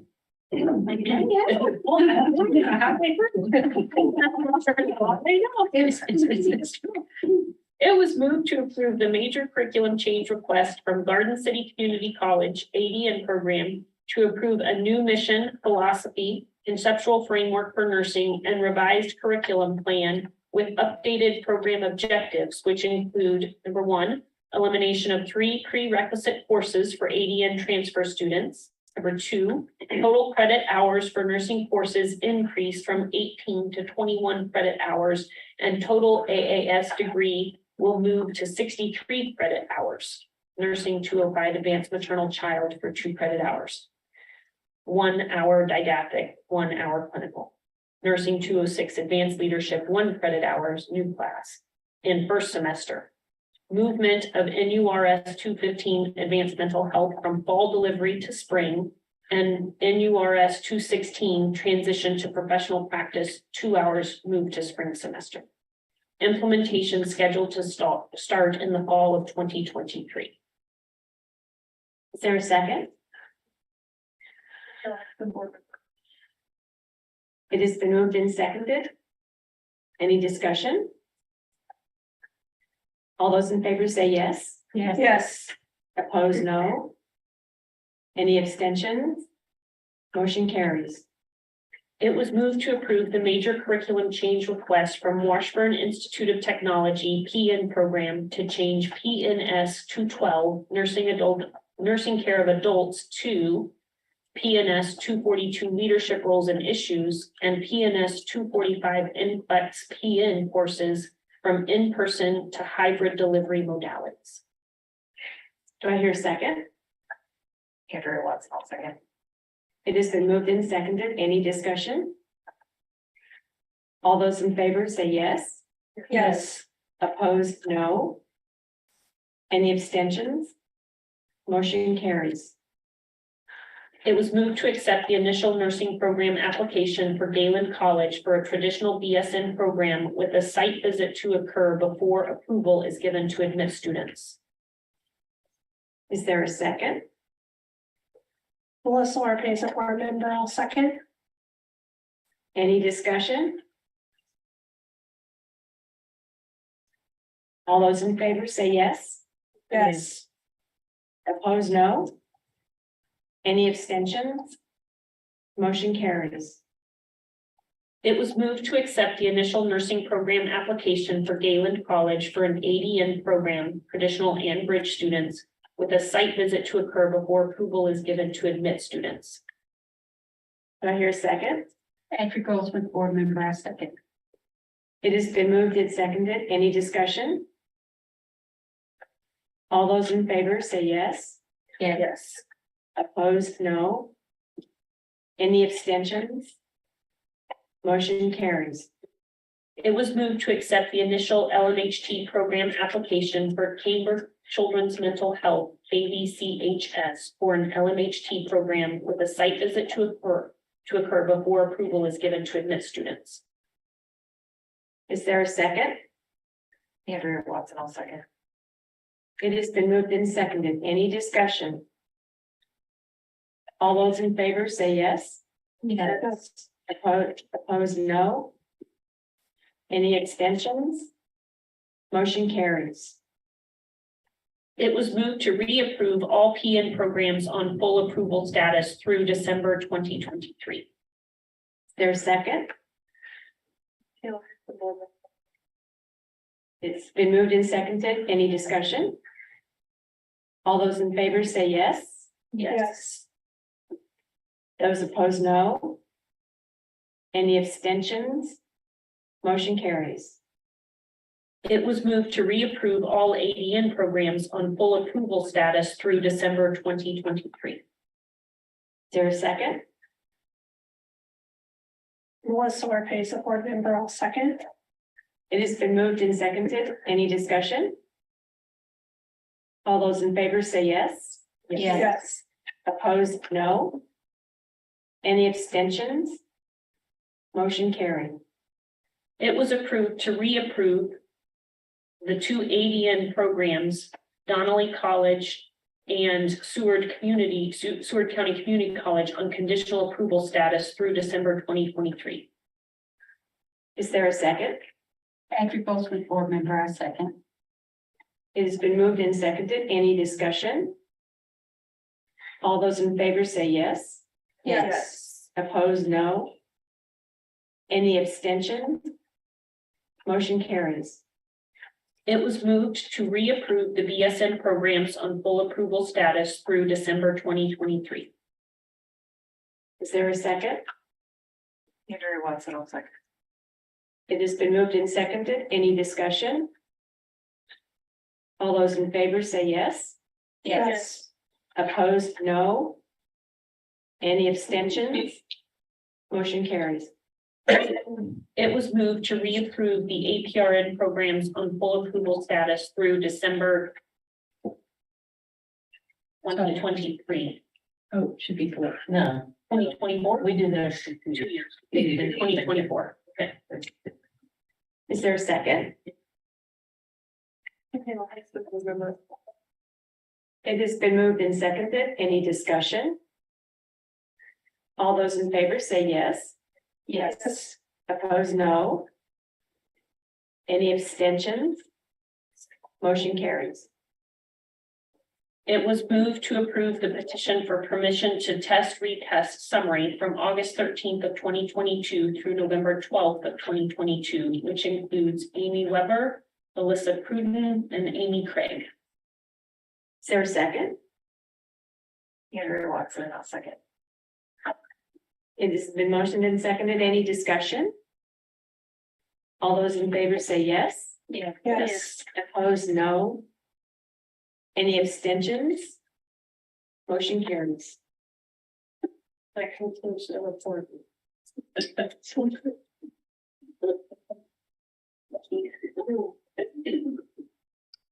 Okay, so I will reassume the meeting. And we'll move on to the investigative committee. Sure. Linda, pretty much shared the updates in her report. I didn't have anything extra to add to that. We did, look at 58 cases Monday and issued 3 letters of concerns and warnings. 24 were no action, 7 revocations, 2 were surrendered or revoked. We had 2 consent agreements, 2 with C&E assignments, 2 were deemed critical, 9 were assessed fines, and we had 6 with suspended licenses. And under KNAP, we had 5 that were issued to stay compliant. 1 was given a brochure, and we had 2 sent for eval.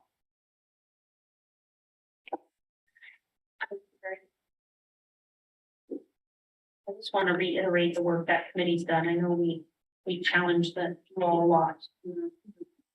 And strategic planning meeting, and you guys have really set up and responded to those things. It's going now, but very, you're very, thank you.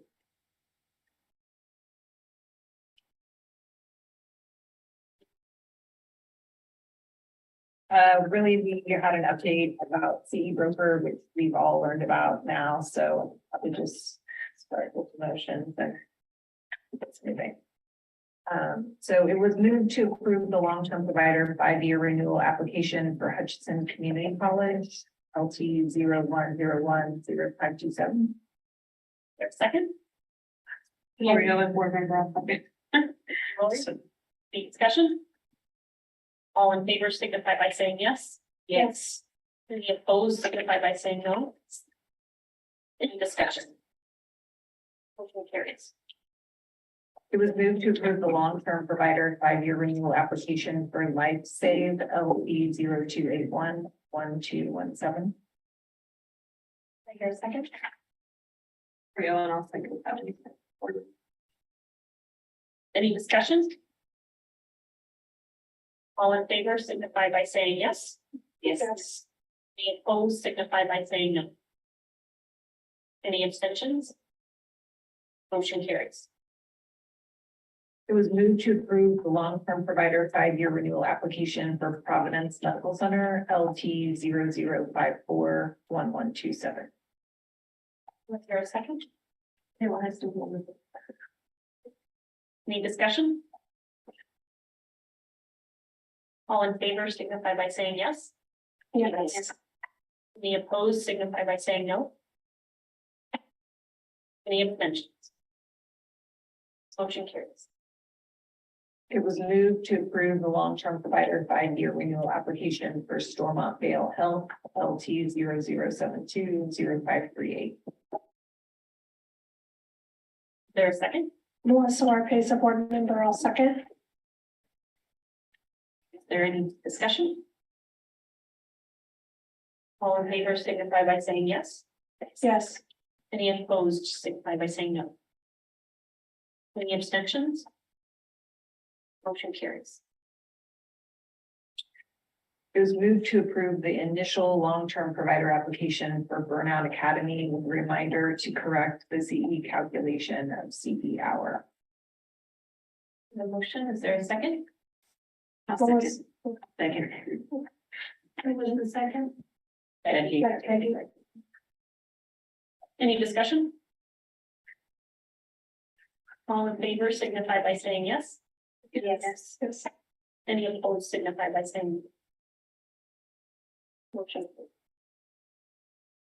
It was moved to approve the initial long-term provider application for Eva's Wellness LLC.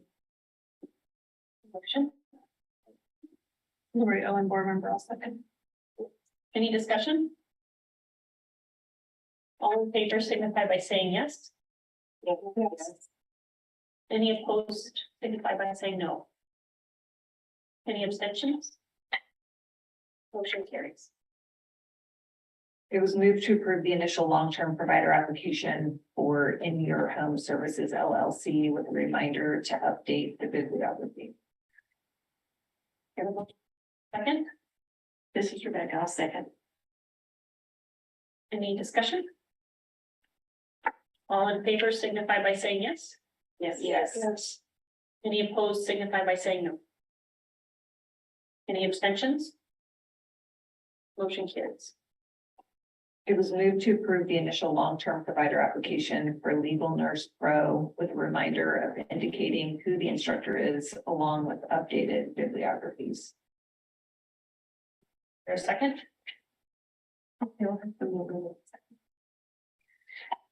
Any discussion? All in favor signify by saying yes. Yes. Any opposed signify by saying no. Any abstentions? Motion carries. It was moved to approve the initial long-term provider application for ProMed Care. Once they submit verification that the program administrator has 1 year experience in education development. For a second, Melissa Marpesa, board member, I'll second. any discussion? All in favor signify by saying yes. Yes. Any opposed signify by saying no. Any abstentions? Motion carries. It was moved to approve the initial long-term provider application for the Nurse Speak with reminder for updated bibliography and correction of fraction of hour. Motion, is there a second? This is Rebecca, second. Any discussion? All in favor signify by saying yes. Yes. Any opposed signify by saying no. Any abstentions? Motion carried. It was moved to approve the initial long-term provider application for AM Working LLC with reminder of correcting the CN time. We have a motion, is there a second? Melissa Marpesa, board member, I'll second. Any discussion? All in favor signify by saying yes. Yes. Any opposed signify by saying no. Any abstentions? Motion carries.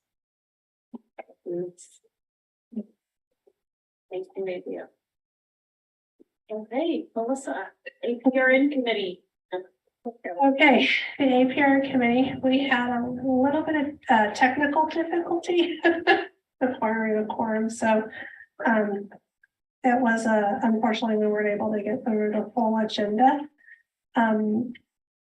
We were not able to get an update on the K-Tracks from Shannon Greg, unfortunately due to technical difficulty. Update on the CNM-I regulations is going back because of language. Unfortunately, that is not complete. So they will be doing that in January 2023 to clarify the language.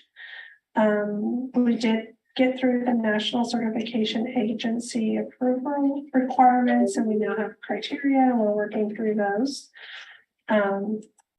And then we overviewed House Bill 2279. Just overview those implementations and how things, the certifications need to be done by July 1st, 2023 to ensure that is complete. And then unfortunately ran out of time and had to move the 5-year legislative review update to the March meeting. Additionally, the committee had asked for virtual options in the future. Wanted to bring that to the board's attention. I don't know if that'll be addressed in the agenda from, going forward for the next year. If that is an option or in person is going to be the new wave. So we have that, under our unfinished business. item Okay. Or so we can probably let's move going. Okay, perfect. We appreciate knowing that. I'm back from this committee, yes. Okay, and that's the updates from our committee. Did I miss anything, Carol? No, no Okay. motions. No motions. Yes, and no motions. Thank you. I didn't get that far. Very much. Practice committee. Okay, and I'm up again for the practice committee as well. So we did review the KAR 660-7-105 LMHT standards of practice. Had an additional revision to ensure that the LMHT shall not substitute for RN or LPN. And we have a motion to approve that. And I move to approve the KAR 60-7-105 as written. The motion, is there a second? Andrew goes from Forbenber, a second. Thank you. Any discussion? All in favor signify by saying yes. Yes. Any opposed signify by saying no. Any abstentions? Motion carried. Perfect. And then we had also discussed regarding practice calls and inquiries and how to decrease volume for the staff at the board. There was a scope of practice decision tree that was reviewed by the committee, which was wonderful. It's in an algorithm form. And will be posted on the website and put in the newsletter to be appropriately distributed to help with that. It incorporates components of critical thinking, which I think was fabulous. And we had already talked about the whole stress of the stress and the whole health of the staff answering the calls. And then clarification on regulatory agency compared to and professional organizations, that clarification. And then we've kind of gone over the mission and KSNA and education that will be helpful to the legislators as well in the future or with the new session. And that completes my report. Thank you very much. Thank you. For your leadership. Hey, for finance committee, we met this morning, and we don't have any motions there, and many of the updates, I think we went into a little bit more detail. Adrian talked about the move tomorrow with our that Carol reviewed as well, but updating in those next sessions. Everything from a finance perspective is on track as expected and no new surprises. Okay, so this year. Why don't we take a few minutes to have some lunch and take a little break? I know we have a really full afternoon and several things coming up, but let's just take a little bit of a lunch break here and then we will reconvene at how about 12:20, 12:25, we're in there. No, we won't take an hour. Let's take 12, I till 12, and so take about 30 minutes. I till 12.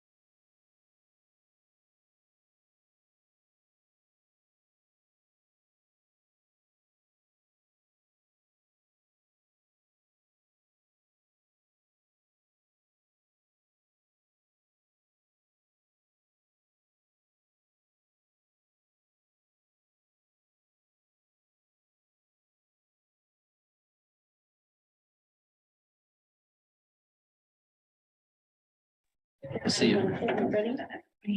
Are you on there, Colton? He's always been. I'm still here, yes.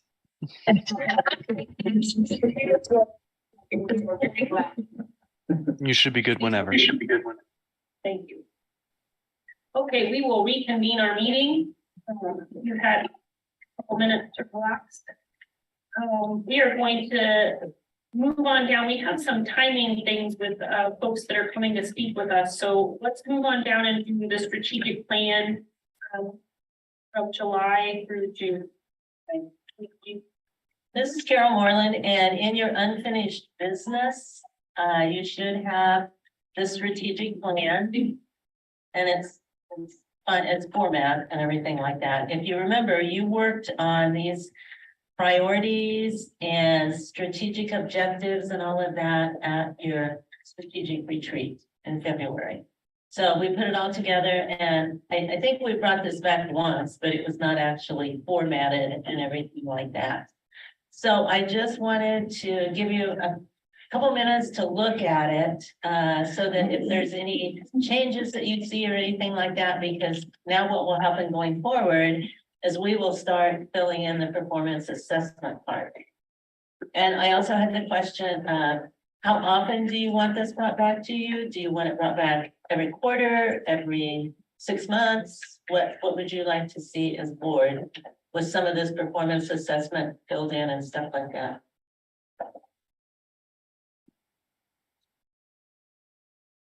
If any of the board members have. Well, my thought was, one of our top priorities was to enhance collaborative relationships. And us verbalizing that, and things come up in committee meetings where we've been, oh, can we get with them on this and get their perspective? So that was a very good thing. So looking at it on a regular basis and seeing where we can still incorporate it, keep it fresh, might be well worth it. So I'd like to see it quarterly. I would like to see it more, because like I said, then we can see, oh, well, this is where we can do more in that area. Well, we've got a lot of new things coming in very quickly, so if we let it go too long, but be efficient those things are either, so. I think it really does apply to even some of the new legislation and discussions across the street that have come up that we didn't even anticipate when we were actually having this meeting. And certainly see the relationships. So then would you also like it on the agenda, or you just want it available for you to look at, or you want an agenda item so that you have a chance to talk about it, or what would you like here? Reviewing it is fine with me, unless somebody had a question or wanted to add something to it. I don't know how everybody else feels. Because we could always just say, it's like, can we add it to the agenda that day or something? So leave it as a review and just less the agenda day. Maybe if it were under consent agenda items, and that way then it's there, but it's not necessarily discussed unless it's needed or there's a big change, but that it's there for you. I can do that. Have new members coming on board too that weren't with us. So they're reading it, and input would be great if they have. Yeah, okay. She gets a chance to come in.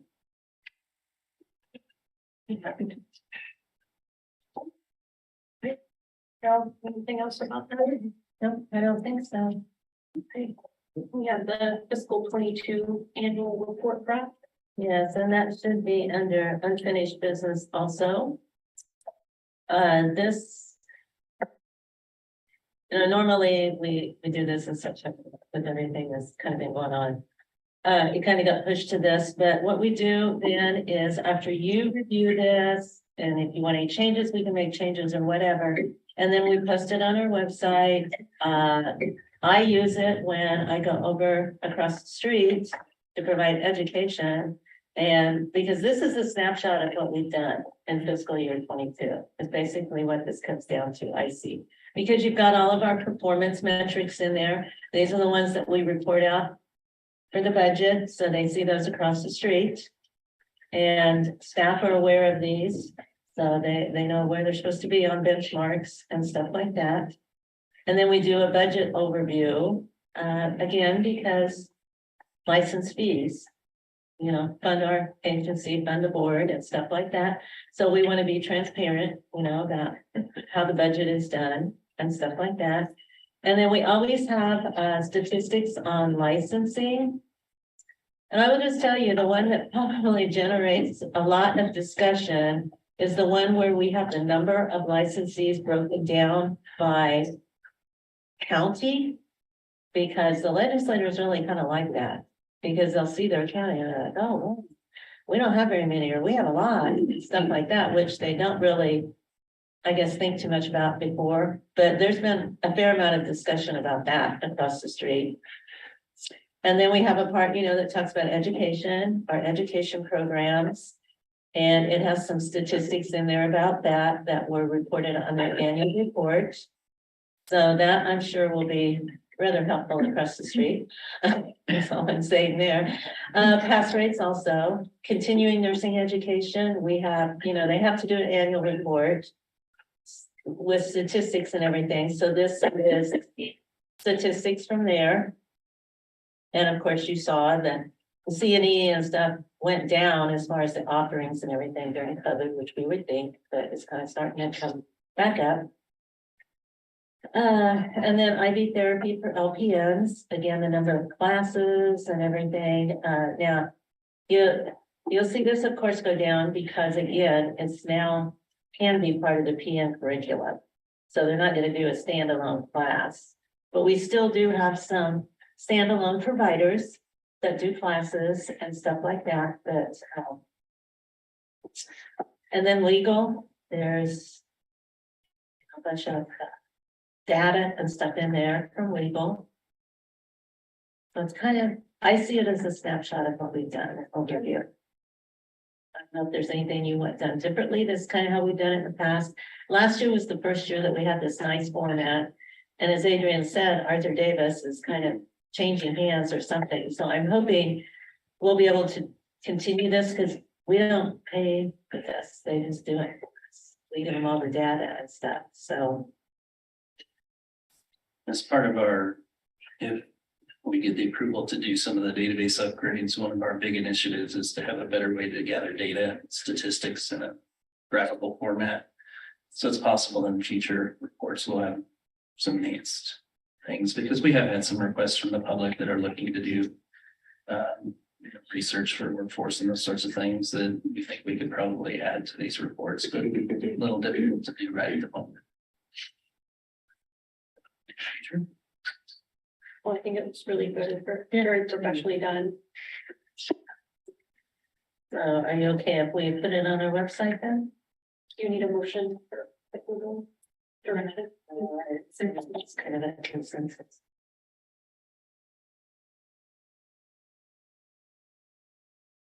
Okay, we've got just a few minutes. This might be a good time for us to convene for our executive session. Adrian, I'm kind of catching you off guard. I know that. It'll probably take us 25 minutes. You just talk about. You got a You've got some motions. You make a motion, and we can reconvene after. That's something. Pursuant to KSA 75-4319B1, I move that the board recess into executive session for 25 minutes and reconvene at 12:30 p.m. The meeting will be reconvened in 509 Penn State Office Building 900 Southwest Jackson, Topeka, Kansas 66612, as stated in the notice of the board meeting that was sent to the individuals who requested the notice and is published on the board's website, ksbn.kansas.gov. The justification is to discuss personnel matters of non-elected personnel. The subject matters to be discussed in the executive session concerns an employee performance evaluation. To aid the board in its discussion, Adrian Guerrero will join the executive session. We have a motion. Is there a second? Yes, Laura Pace, I second the motion. Any discussion? All in favor signify by saying yes. Yes, we'll signify by saying. Just to clarify for the audience, the board is actually moving to a different room. So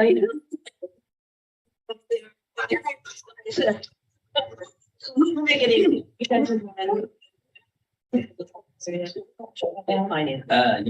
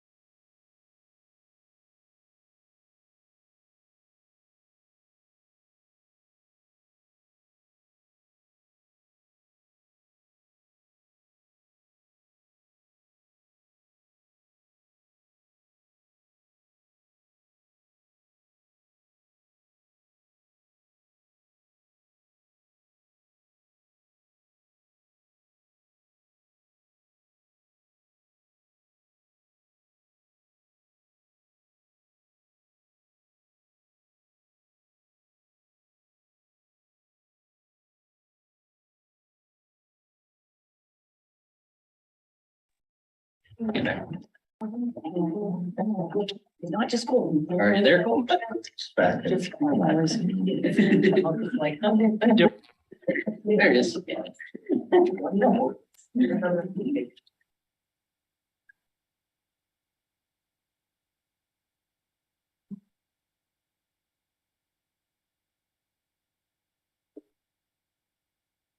You should be good whenever. Okay, thank you, Colton. Okay, we will reconvene our meeting now, so thank you for that time. Brian, would you like to join us up here? Sure. Sure. Mitch, I don't know if you want to come too, it's up to you guys, but I think we're gonna ask for a presentation on Here. Yes. KSA 65-1158. And just to let you know, in the on-site packet, in your on-site packet, page 1, although I think it's changed maybe just a little bit, that he emailed me. It's a work in progress. Yeah. It's way more complicated than I ever realized it would be, and there's a lot of input. So Yeah, they kind of get that way, don't they? Yeah. Sure you guys are a little more familiar with that process than I am at this point. Ready again? Go ahead. Well, thank you first of all for having us. The fun drive in for me. We are trying to update our practice act that I found out just recently that was written when I was 14 years old and I'm a grandpa now. So I know there's been some amendments done along the way. From a personal perspective, it's important to me. I've got my doctorate in nurse anesthesia, and then I did a chronic pain fellowship that was year-long. Just got certified last Thursday for that, so it's pretty exciting. Boards for that. But even with my doctorate and my chronic pain fellowship, I have a lot of restrictions in what I can and cannot do. I can stick needles next to people's spines, but can't prescribe physical therapy or do anything else. There's also lots of issues written in with our scope that we can't do anything that's not ordered by a physician or dentist. So I guess if the dentist orders me to do a spinal cord stimulator trial, that would be okay. I mean, it's just really bizarre how it's written. And now with the APRN bill being updated, they wouldn't even have the authority technically to refer to me because it has to be by order of a physician or dentist. So we're trying to just get a lot of that updated to uncomplicate our practice. Several other CRNAs who own businesses that go to dental offices, provide anesthesia services have come into a lot of issues with the restrictive language written within that as well.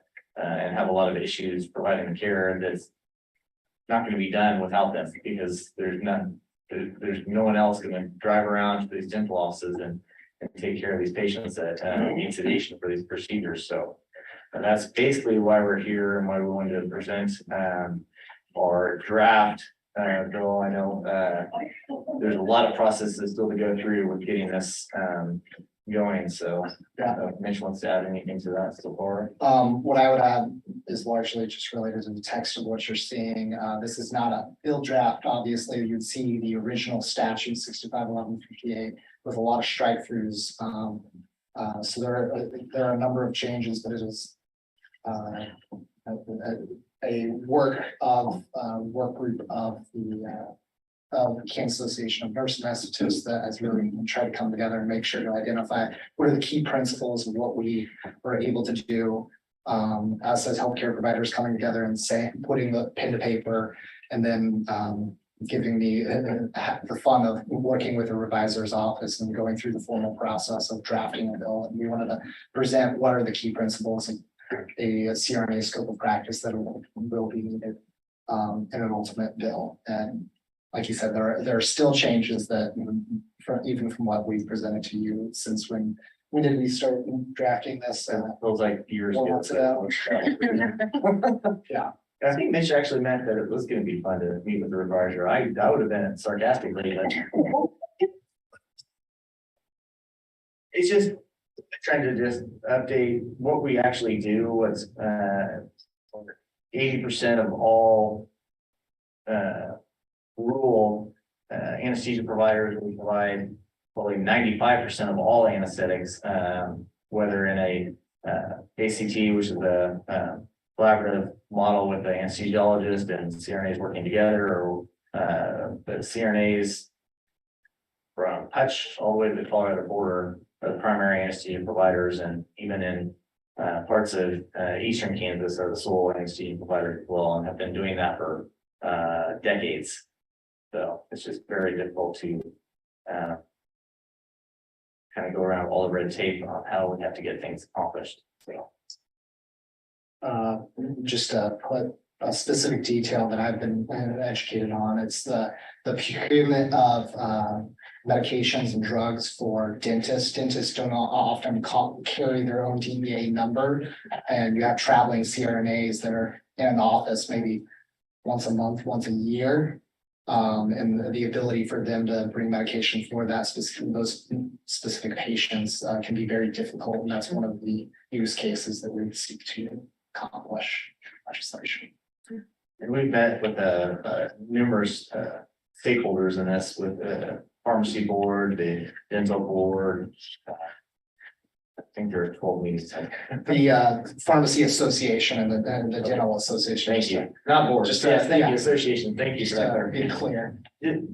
Just get their input on, and the dental association was very, actually, everybody we met with that, they were very behind this because it would make everybody's practice easier and patient care better and more accessible. And I don't know if I introduced myself, sorry, Mitch Priest, I'm a lobbyist for Kansas Association. And Frank. We really appreciate both of you being here today, and this is just a good opportunity for you to ask any questions and maybe understand the language that they might be presenting across the street. So yeah, I think, what I think also what you're here to ask is if the board will support this when it comes. Is that correct? That is correct. Okay, so what has to take place there is, you know, before I can go over there and testify to the board has to give me direction that, yes, we support this, or we have concerns about this, or anything along that line. So this is a really good time for you to talk about that, so that you can give me some direction, because you don't meet again until the third week of March, and this will be well on its way, probably. I feel. So, Yeah. I have a question, surprise. The transportation and storage of the medications, including substances necessary. The guidelines, restrictions for that would be where? Left up to the individual on how they handle it, or? That is one of the specific things that we discussed in detail, and you might be, I'll say the primary use case is what I already described with the dentist and right, bringing it to the dental office. So, and I totally get that. I was just wondering, one, for their safety for transporting it. I'm not actually sure that, well, that was one of the late kind of changes that was talked about, because of actually transporting medications, probably not going to be a realistic thing for them. And also there's a word in there about distribute that probably does not accurately reflect. Basically, they may have to do something where they are able to order the medication, but it's sent to the facility that they're actually going to, which is a way better way of doing that. And that was everything looks good when you write down and you go through the cycle a couple times, and then you're like, well, wait a minute, that's probably not an accurate depiction or a realistic goal for that. So it'd be more still, they're trying to order medications and have the pharmacist, or not the dentist order the medications they may need, which then has, it's just a complicated thing, because I'm telling the dentist what I need to go give sedation, they have to order it to keep it there. And so they're ordering medication that I'm actually giving. And then so it's this complex thing, okay, who's responsible for all of this? And because I'm administering it, I mean, I don't do this, but I'm just saying, as a CRNA perspective on that, I'd be the one administering it and responsible for it. The dentist is off ordering it. So it's just this kind of confusing thing. So more realistically, it would be the CRNA would order it to be at the location of the dentist's office, and it would be stored and secured there, just like any other controlled substance would have to be secured at a facility and not actually transported. So that was one of the things we actually just crossed off our list, which you guys did not get in time, and I apologize for that. And again, it's just been this kind of trying to put all this together. But we're trying to get as much as we can done ahead of time too, because we kind of learned a little bit from the APRN bill and kind of how fast everything kind of, even though it's been going on forever, then it all seemed to come together really quickly, and then trying to get everything done and after the fact. So we're trying to get a lot of that done ahead of time now. But it still has been a work in progress and trying to, but a very good question. And that was one just recently we talked about. That was last week. I think it would open up for your practitioners to potential problems with transporting. with that being on them. No, I agree. Again, like I said, if I knew you were traveling with it and I really wanted the matter. Sure. Yeah. I mean, these things happen. Yeah. Indian distribution is kind of. Right, and that's another one then that's the pharmacy board questioning, well, hey, wait a minute, that's not, so that, a lot of that was actually dropped from our conversation we just recently had again, and trying to solve those things that we recognized after it had been written down, that, no, that's not gonna work, and that's not gonna be a safe way to do things. So. A lot of that is finding the happy medium of what we put into state law in terms of navigating both DEA regulations, Controlled Substances Act, and obviously what we're looking to do here. So, yeah. Well, I'm glad you're covering that for them. Concerns or questions? I just have one, and maybe it's just because I don't know. Why is it an option to obtain a DEA registration for controlled substances? So I'll address that fact. So primarily most CRNAs they can anything intraoperative or perioperatively, they can order medications in a facility that they work at to give anything they want. I mean, incredibly potent medications, does not matter if you're in a facility. But they've never been given a DEA license, which is another issue. We're like, well, now it becomes the hospital DEA that they're practicing under, so that's another issue. But there has been efforts to restrict us from getting a DEA ever, so that we can't do anything outside of the OR, such as pain management. It's been a political thing that's been there for a long, long time, trying to prevent us from doing anything outside of the OR and under that control. But that's been brought up numerous times by members, and also we went to Kansas Hospital Association and just discussed issues with, these people that don't have a DEA and don't have the knowledge of the rules and regulations with that are practicing under the hospital DEA or pharmacist DEA within the hospital to administer those medications, either pre-op, post-op, or intraoperatively. So that's been another issue with not having a DEA.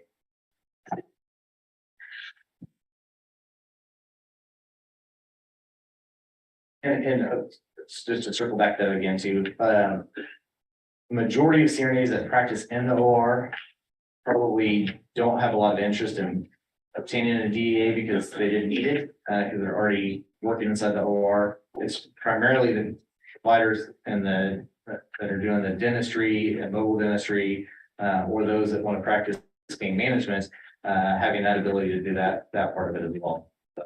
Makes sense. But if they do travel, they would need to have their own DEA. Right. They're not working under a facilities DEA. Right. Okay. And that way, and again, at that point, they order the medications to be delivered to that location, secured, and all that. Yeah, that was excellent point with that. So this will clear up some confusion out there after the APRN bill was made official with the APIP CRNAs out there. This will bring that up. Yes, it helped a lot. There was recently a question about form a spinal tap, which we do spinals all the time, and it's very common for us. In fact, we would get called from the ER even in Hutchinson where I work to do them because we're just really good at it, just because we do it so frequently, to help the ED and the ER physician do them. Then there's become a question of whether we're, authorized to do that because the way the language is written. Yeah, 65-1130, I believe is the statute. There's an exception from an APRN certified in the role of registered nurse anesthetist with respect to drugs and anesthetic agents not being subject to 22 provisions of 2270.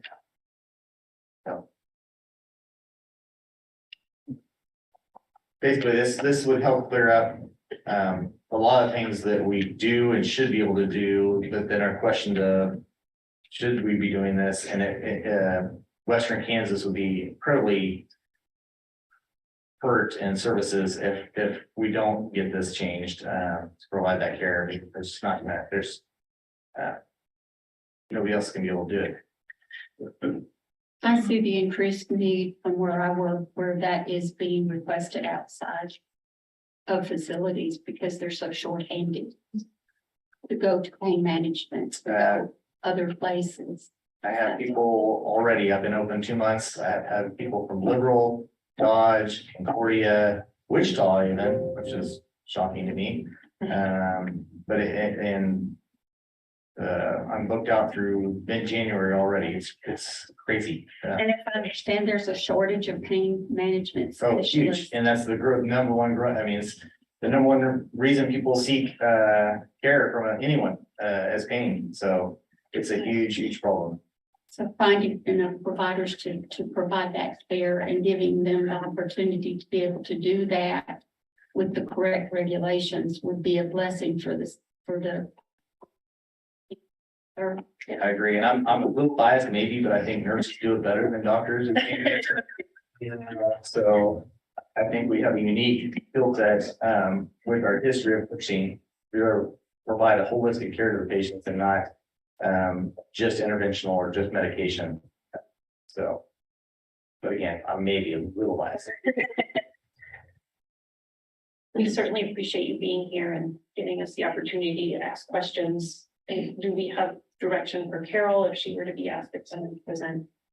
I just also want to share with you, when this passes, that we will have to do some work on our regulations, which is not a bad thing because like Brian said, they haven't been looked at for a while. So we'll give an opportunity to kind of look at some of those again and stuff. And we'll be happy to help work with you too, because we've been in contact with our national association and our state lawyer, national association lawyer, and trying to really make sure we encompass everything as much as possible ahead of time. And I know there'll still be things, during and after that will need to be done.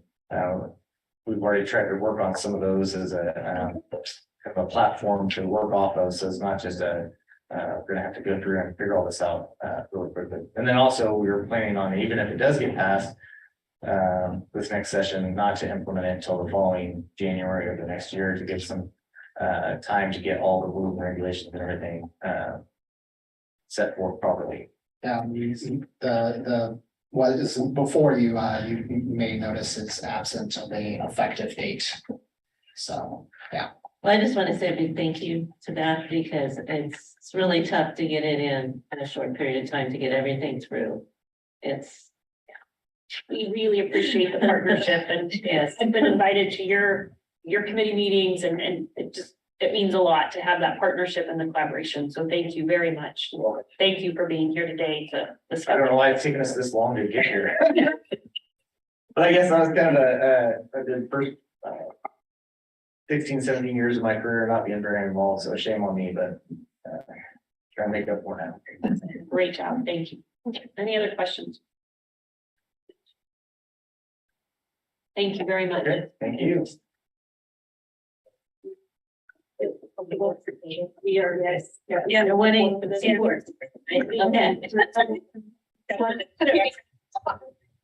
Yeah. Investigate. For their safety and so forth. Thank you. Thank you. Thank you. I'm available anytime. Thanks for questions. Right, thank you. Good luck.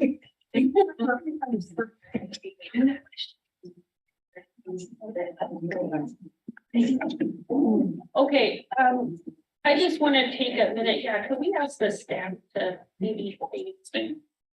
Come on, staff, stand. Yeah. stand. Then we get there.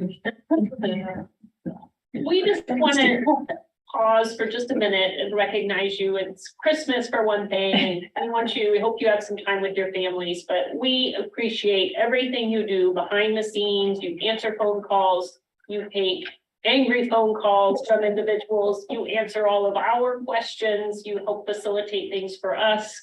We really appreciate what you do, and you do a phenomenal job. The other agencies do not cover the number of licensees that you do, and they have far more staff than what you all do.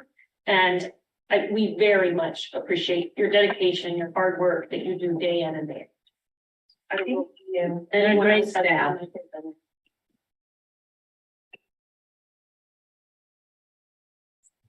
Yeah, she got to sit.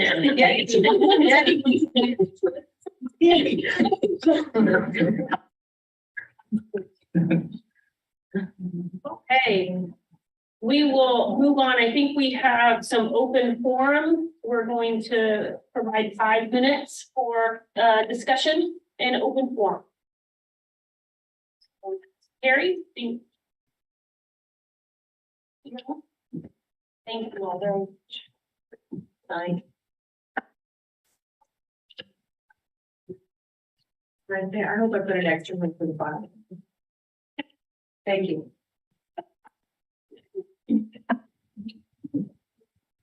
Good afternoon. My name is Terry Roberts. I'm a registered nurse, and I have presented to the agency numerous times since 1985. For many years, I was the lobbyist and the executive director of the Kansas State Nurses Association, currently the executive director of a national nursing association. I'm here today to talk about a major concern I have regarding APRNs that have been practicing for years in our state that will be prohibited from practicing after July 1st because they are no longer eligible for national nursing specialty certification. Kansas ARNP recognition, that's the term that was used by the early adopters of nursing advanced practice, ARNP. We know it changed. Started in the late 1970s, and up until the 2022 statute change for full authority, there was only one category of advanced practice nurses, and that's CRNAs, that required certification for Board of Nursing recognition. Kansas had certificate nurse practitioner programs in the 1980s, which accepted diploma and ADN RN graduates for nurse practitioner training. Back then, these graduates would have been eligible for certification, but many did not seek certification, or if they did, they have let it lapse because it was not required to practice as an advanced practice nurse in Kansas. Now, these very experienced nurse practitioners, 24 to 40 years experience, are not eligible to sit for certification exams because they do not have the proper academic credentials. The nursing specialties certification programs now require advanced degrees and baccalaureate preparation. This is similar to diploma nursing education. They remain RNs, even though the academic preparation for entry as an RN has changed to BSN and ADN. I would like to see the Kansas State Board of Nursing recommend a grandfathering provision added to the current APRN statutes so that these longstanding and practicing APRNs are not deprived of this practice opportunity and may continue practicing and delivering much needed healthcare services, particularly in rural Kansas. That the requirement for certification within their specialty be for newly licensed and recognized APRNs. Does the agency know how many current APRNs are not certified by their specialties?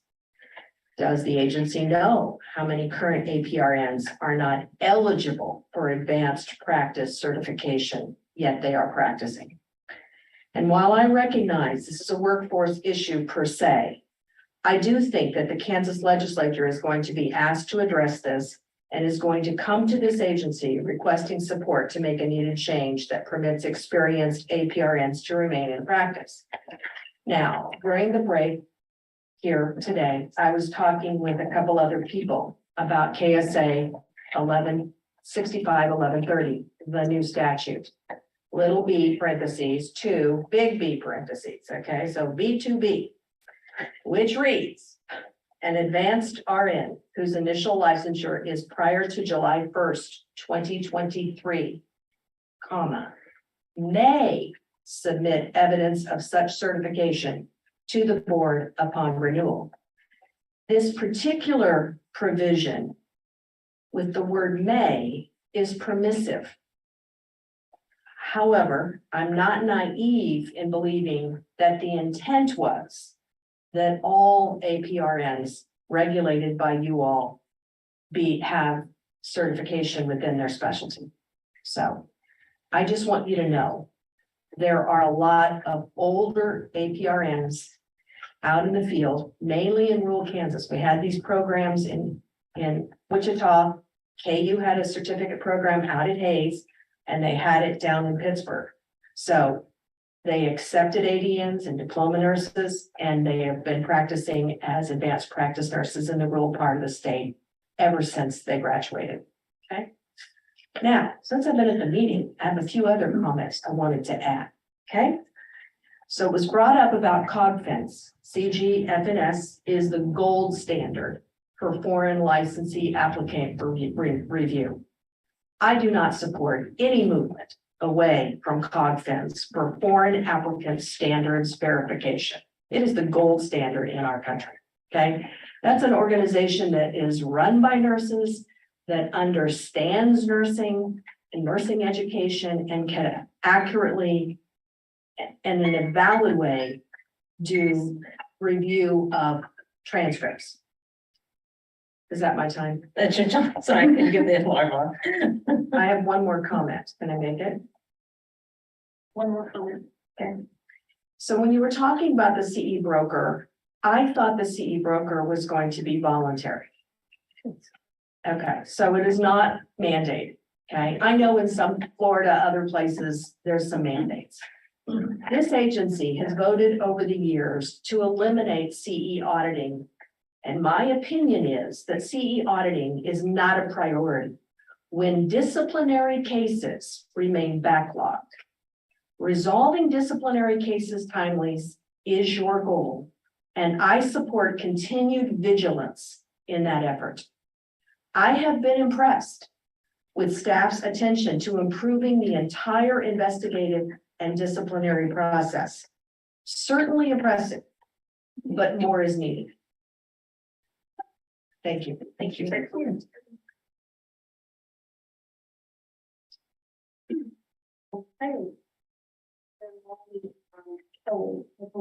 Yeah, it's Kelly. She said she would be available.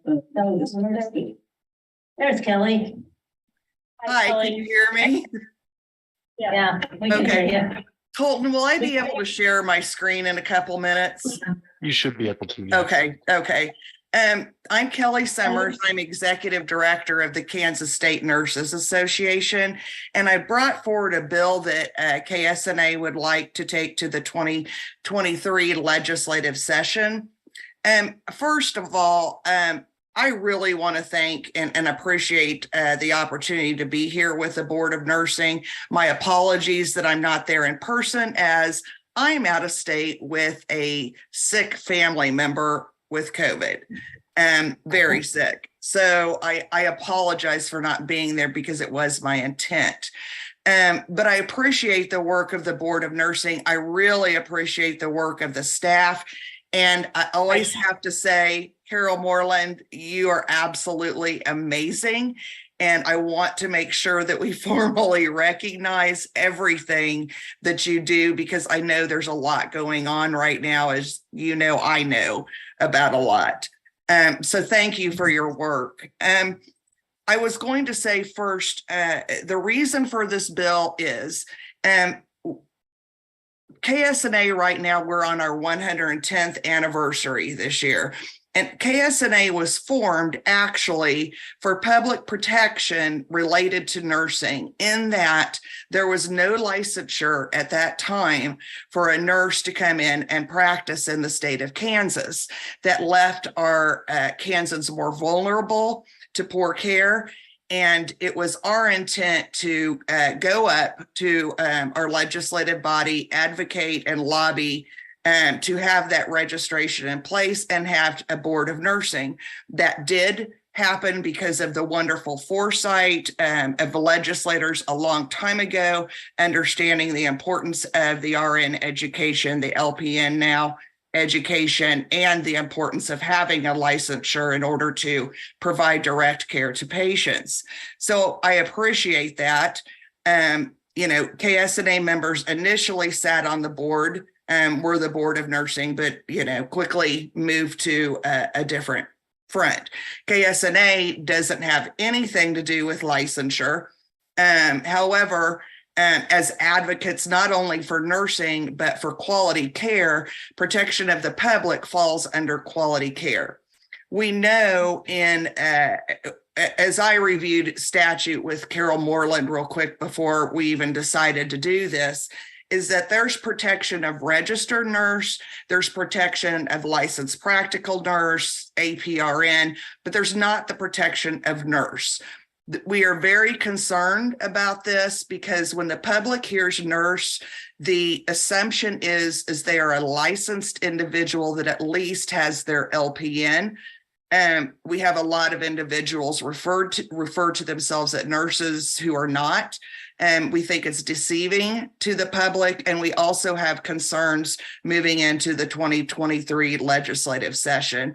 I can share this. I had to go back and make a couple changes. As you see, I had some duplicate words in there, and my apologies of trying to find the document here. So it's a brief bill. This exists in about 3/4 of our states already. And so when I went through, I actually pulled some language from Texas, pulled it from ANA and some other states. But we have to realize that ultimately, when we're putting Nurse Title Protection Act in here, it is for the benefit of Kansans. And so in the title, we had the Kansas Nurse Title Protection Act to amend 65-115D to restrict the title nurse to only those individuals who have fulfilled the requirements for licensure as outlined in the Kansas Nurse Practice Act to protect public against unethical, unscrupulous, and incompetent practitioners. I know that's a little strong language, but I think it's probably much needed right now from what I've been hearing and you'll be discussing later on. So I don't think I need to go through the entire bill because it's pretty short and to the point. But we did want to make sure that we included at the bottom that anyone that there is a penalty for someone who calls themselves a nurse who is not a nurse, who is not an LPN and is not an RN and not an APRN and PN. So we have in there that any person, corporation, or association violating any provision of the Nurse Title Protection Act shall be guilty of a gross misdemeanor and shall be punished according to the law. And part of my question is also with the Board of Nursing too, is when we're putting something like that into the bill, what's the best way to do this too, so that we're actually being supportive of what KSBN could do and what KSBN would like to see also, because KSNA takes the position that we have got to work very closely with KSBN, continue to, and especially in the future. So we're never going to put something forward that does not have not only the consent of the Board of Nursing, but has been involved in some way, shape, or form. And that will include any task forces in the future, because I think we'll see that we will have better legislation when we partner with our licensing agency. So I will end that. But I would like to bring up one very small, minute thing that I just learned yesterday regarding our work for next year.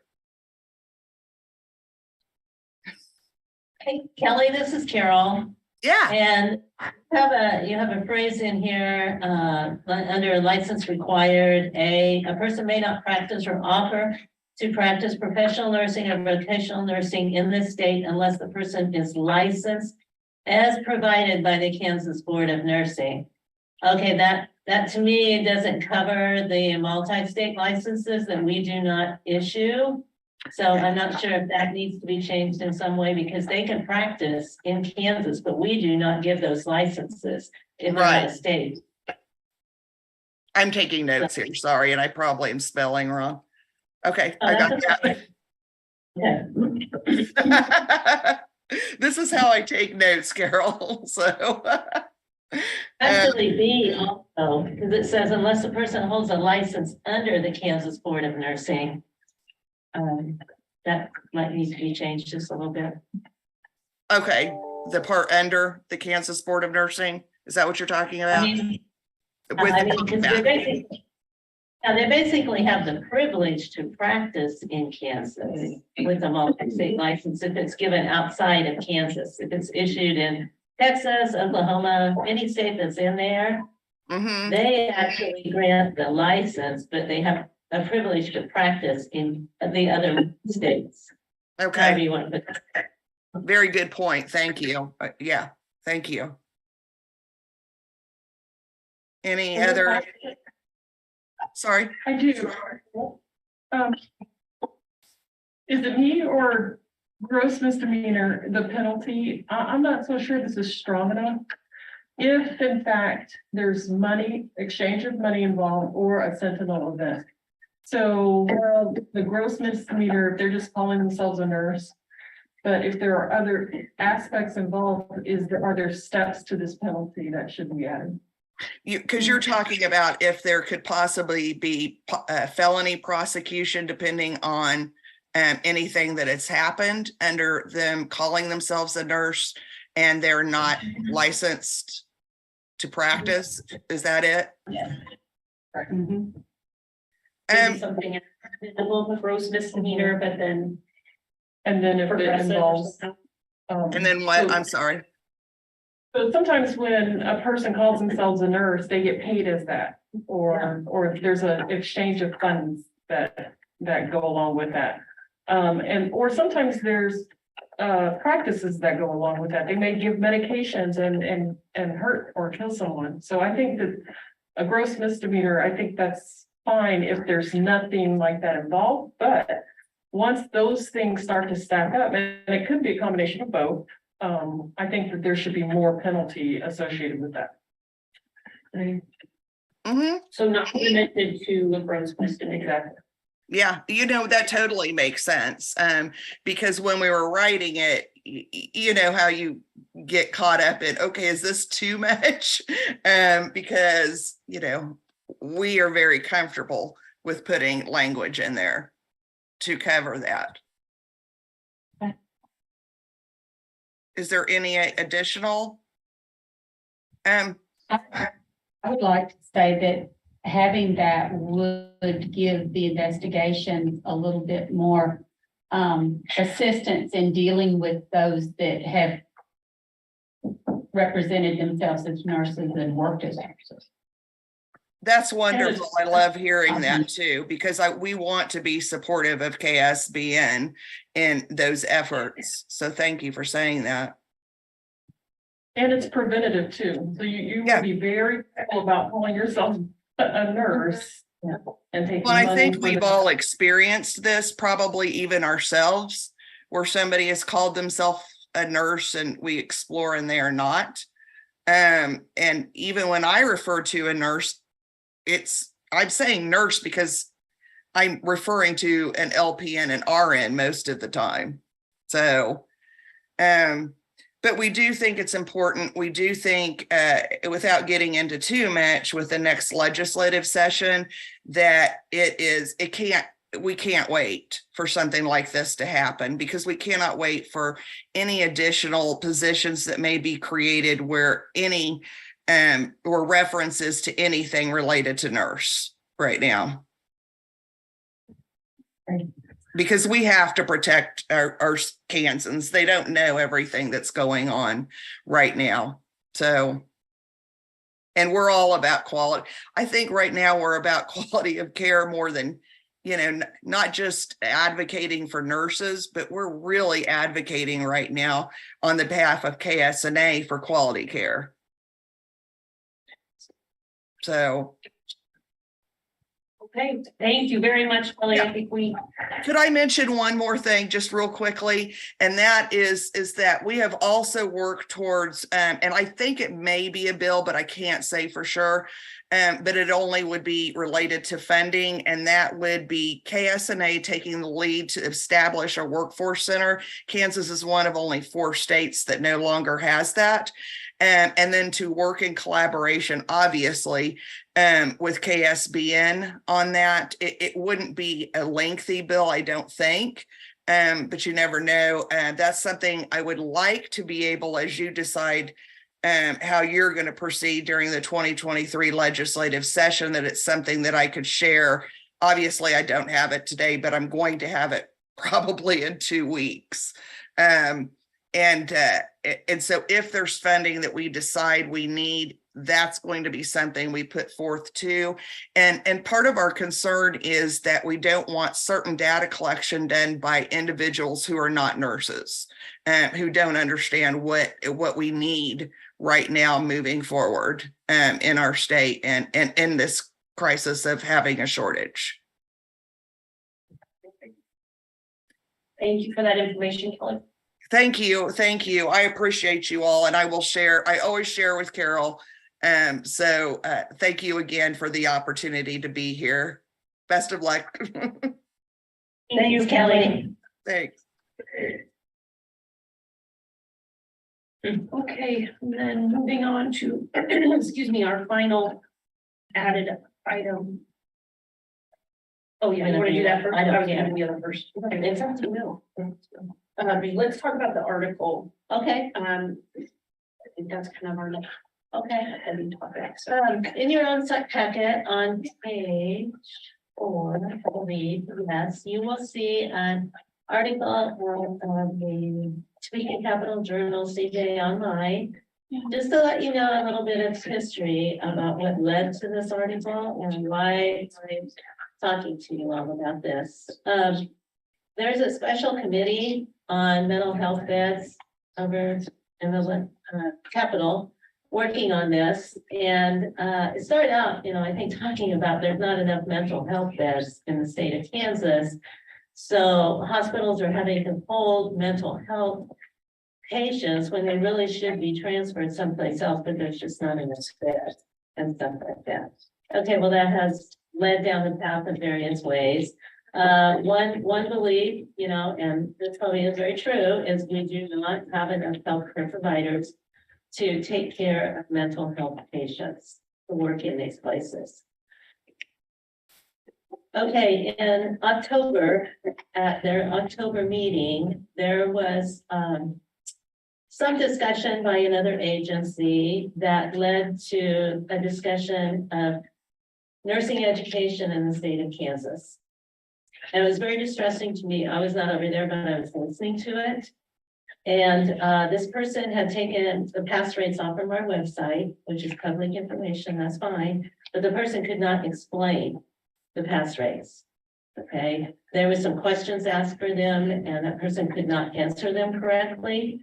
So they got incorrect information. And then it kind of went on for some comments that we don't have good nursing quality education in Kansas. And part of the reason is that our program administrators have too much of a turnover. And so a solution that this agency saw was to put all the nursing education in the state underneath the 4-year colleges. And then you wouldn't have to have program administrators at these, you could have these sites at these community colleges, but it wouldn't really be a program on its own. Okay. And so the legislators heard that, you know, they were nodding and stuff like that, and I'm just like coming unglued. Okay, there was also some discussion over there because they had no idea what LMHTs do. No one could answer that question over there. So someone gave them some incorrect information about what they were, and then they wanted to know who regulated them. Again, no one over there knew. So they told them they thought it was KDADS that regulated them. They had no idea what their scope of practice is or anything along that line. So finally, this got over. It was painful, but it got over. And so I sent an email to the chair of this committee, and I just explained that I was listening to this and I have some big concerns because some incorrect information was given out over there. And I just want to clarify about LMHTs, you know, we license them. This is how many we have in the state. This is what their scope of practice is. We have one program in the state and just some stuff like that. Okay, and she emailed back, she said, I really appreciate this. Is it okay if I share it with the rest of the committee? And I'm like, sure, no problem. So I got a phone call and a request to come over there for the November meeting. And this is what they requested that I speak on. They wanted me to talk about the different levels of nursing in Kansas and the education and training required for each of those. Okay, so I prepared my testimony. And I pulled a lot of data out of the annual reports from the programs because they submit that, because that did not support what was said in that other meeting. So I wanted some data to take over there. So I went over there and I should have known where I was on the agenda, maybe what was going to happen, but I was right before lunch. So of course, everyone else takes more time. So it's time for me to get up there. And of course, I've gotten a short amount of time just because of that. And so I proceeded to testify and tell them about that and stuff. And then I was cut short because of time frame. And then they opened it up for questions. And these are some of their questions, and I will just tell you, whatever, they didn't really support the idea that only 50% can be done by simulation because of the National Simulation Study. They didn't really want to hear that. It's the impression I got, because the question that was asked is, well, couldn't we take that up to 75 or 100%? Because you say that there's problems getting clinical sites, that would take care of that. What they're wanting over there is to get these students out of these programs faster, so they will be working. Okay. So, you know, there was a couple of other questions. And then this one representative, I knew she was going to say some things to me, but anyway, she started out by asking a couple of questions about nursing programs and stuff like that. And then she said, you, pointing right at me, you in 2019 brought a bill over here that required 4,000 hours for APRNs. This year, we passed a bill that had 0 hours. So if you can cut 4,000 hours for your APRNs, you can cut hours for these other ones too. Period. Okay, well, those are transitioned to practice hours, okay, not in the actual program. It's after they graduate, they get licensed. The idea with the transition to practice hours, and Melissa can help me, but it's that graduate, that new licensee would actually practice under supervision for those hours before they kind of got their license changed over to like independent. But that was taken out of the bill. She's very correct with that. There were no practice hours left in the bill. So then she proceeds down this path. She was speaking just to me, but you will see in this article after the fact that she opened it up to other licensing boards.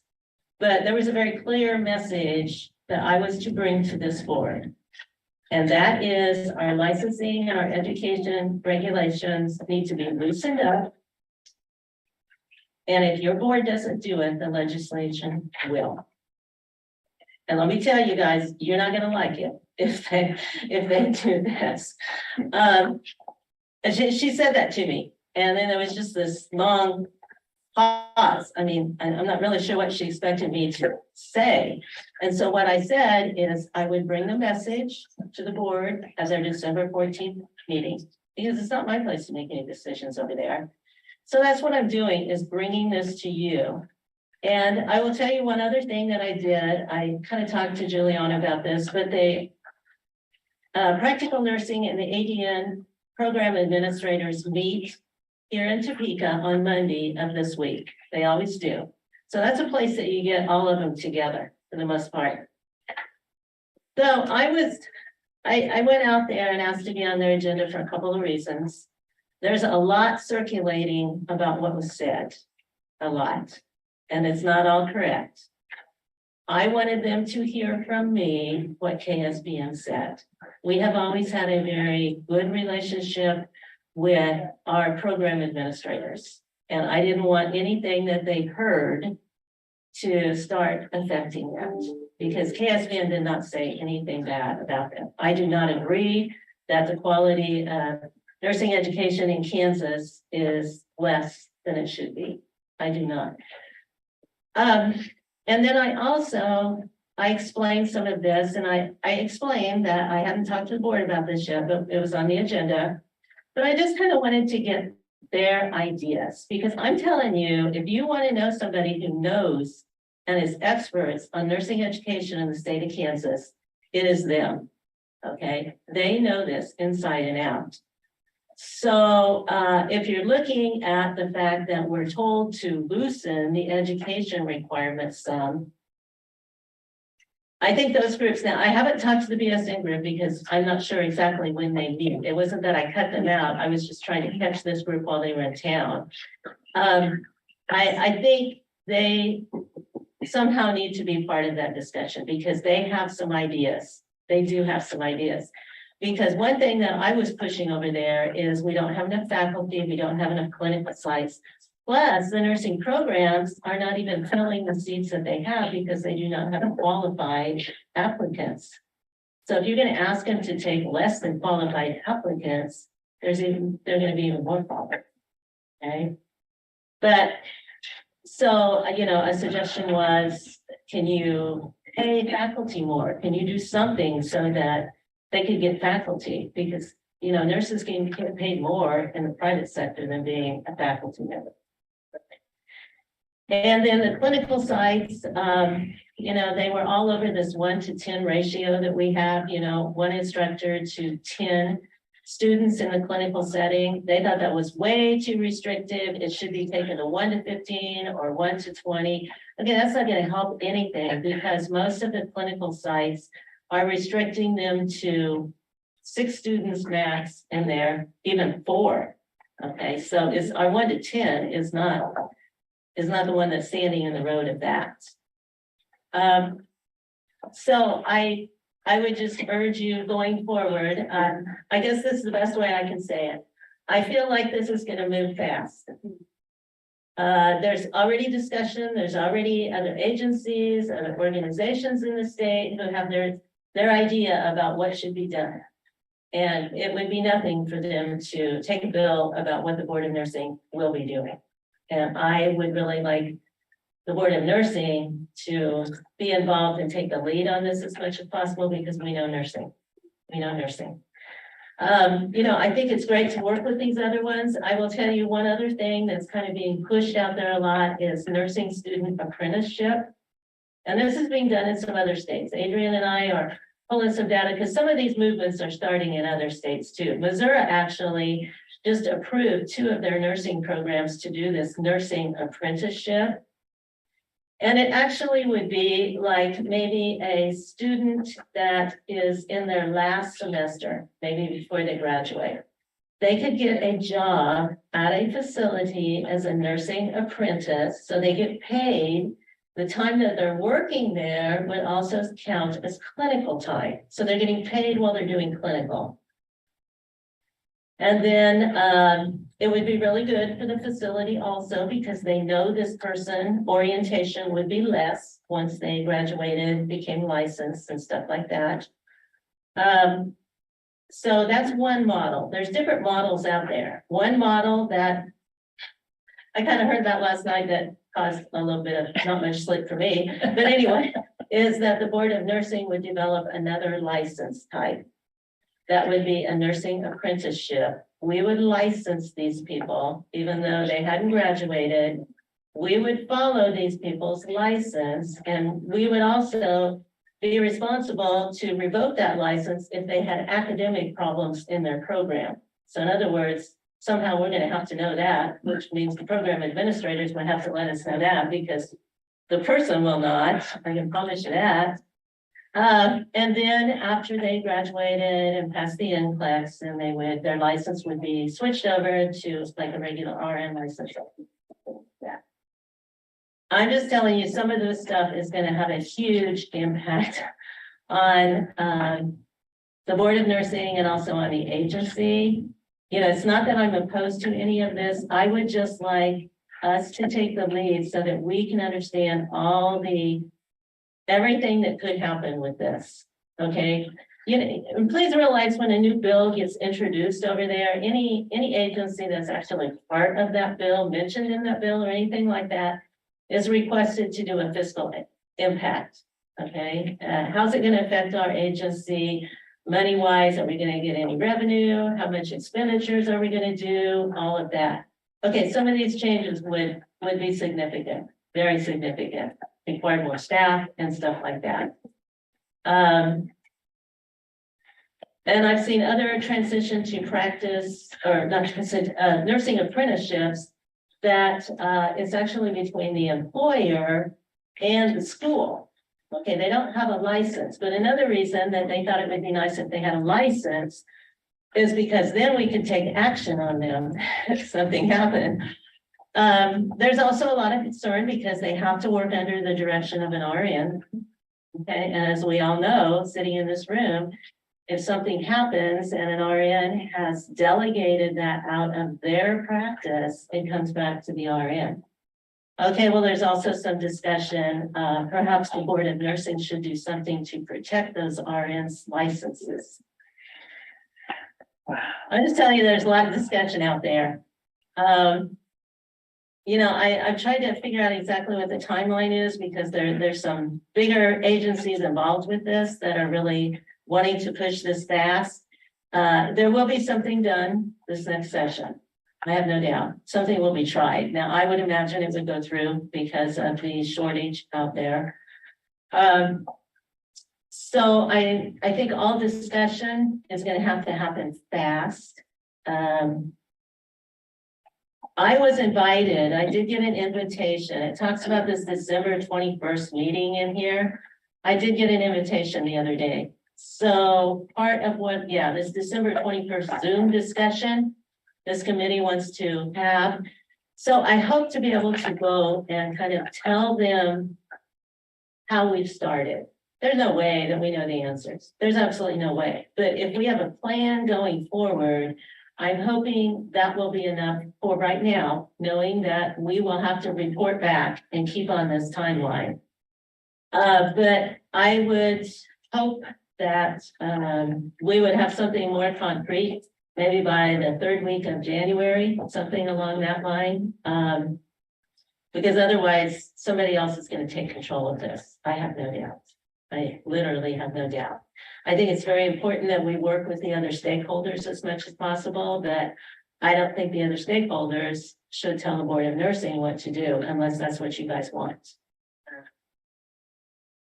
I don't know if you have questions. It's been kind of interesting, but there's a lot of discussion out there. Sometimes I listen to this discussion and to me, it seems like they're wanting bodies, not really competent people, you know, and then I look at our mission that we're here to protect the public and stuff like that. So I'm just bringing this all to you all. I will tell you that the program administrators, the PN and the ADN, are very willing to maybe have 2 representatives from each level to start working on this, start working with us and stuff like that, because they're very interested in being involved in this. And I'll tell you, they are the experts on nursing education in the state of Kansas. And I've worked with them for years, and I firmly believe that. So with clinicals, if I go to work as a pre-nurse at a nursing home, my clinical is not going to be on anything else. When we do clinicals, we go to other areas for multiple reasons. So based upon that, Adri, I think that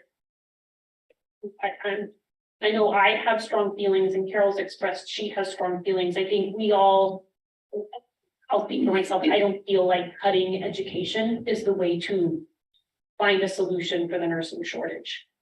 I think there are some good opportunities that we could suggest, some of which we've talked about before and even presented across the street and did not have success with. So I would like to propose that we have a small committee come together at the appointment of the board. I think to Carol's point, we're gonna need to move very quickly.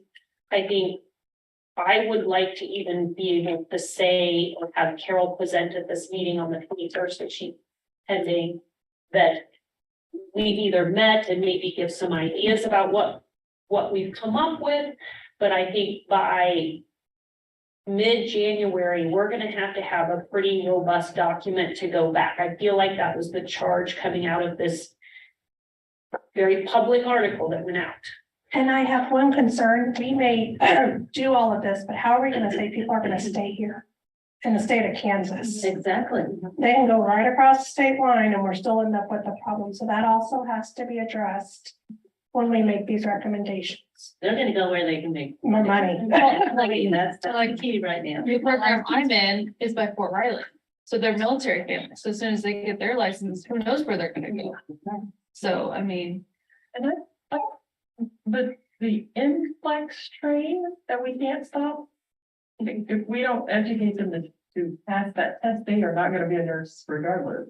What we do on the front end of that, so don't really think. Well, and all of this can be show, I mean, it's not just to pass a test. The test is developed for the safety of the public. Absolutely. And Carol said it, it's in the article.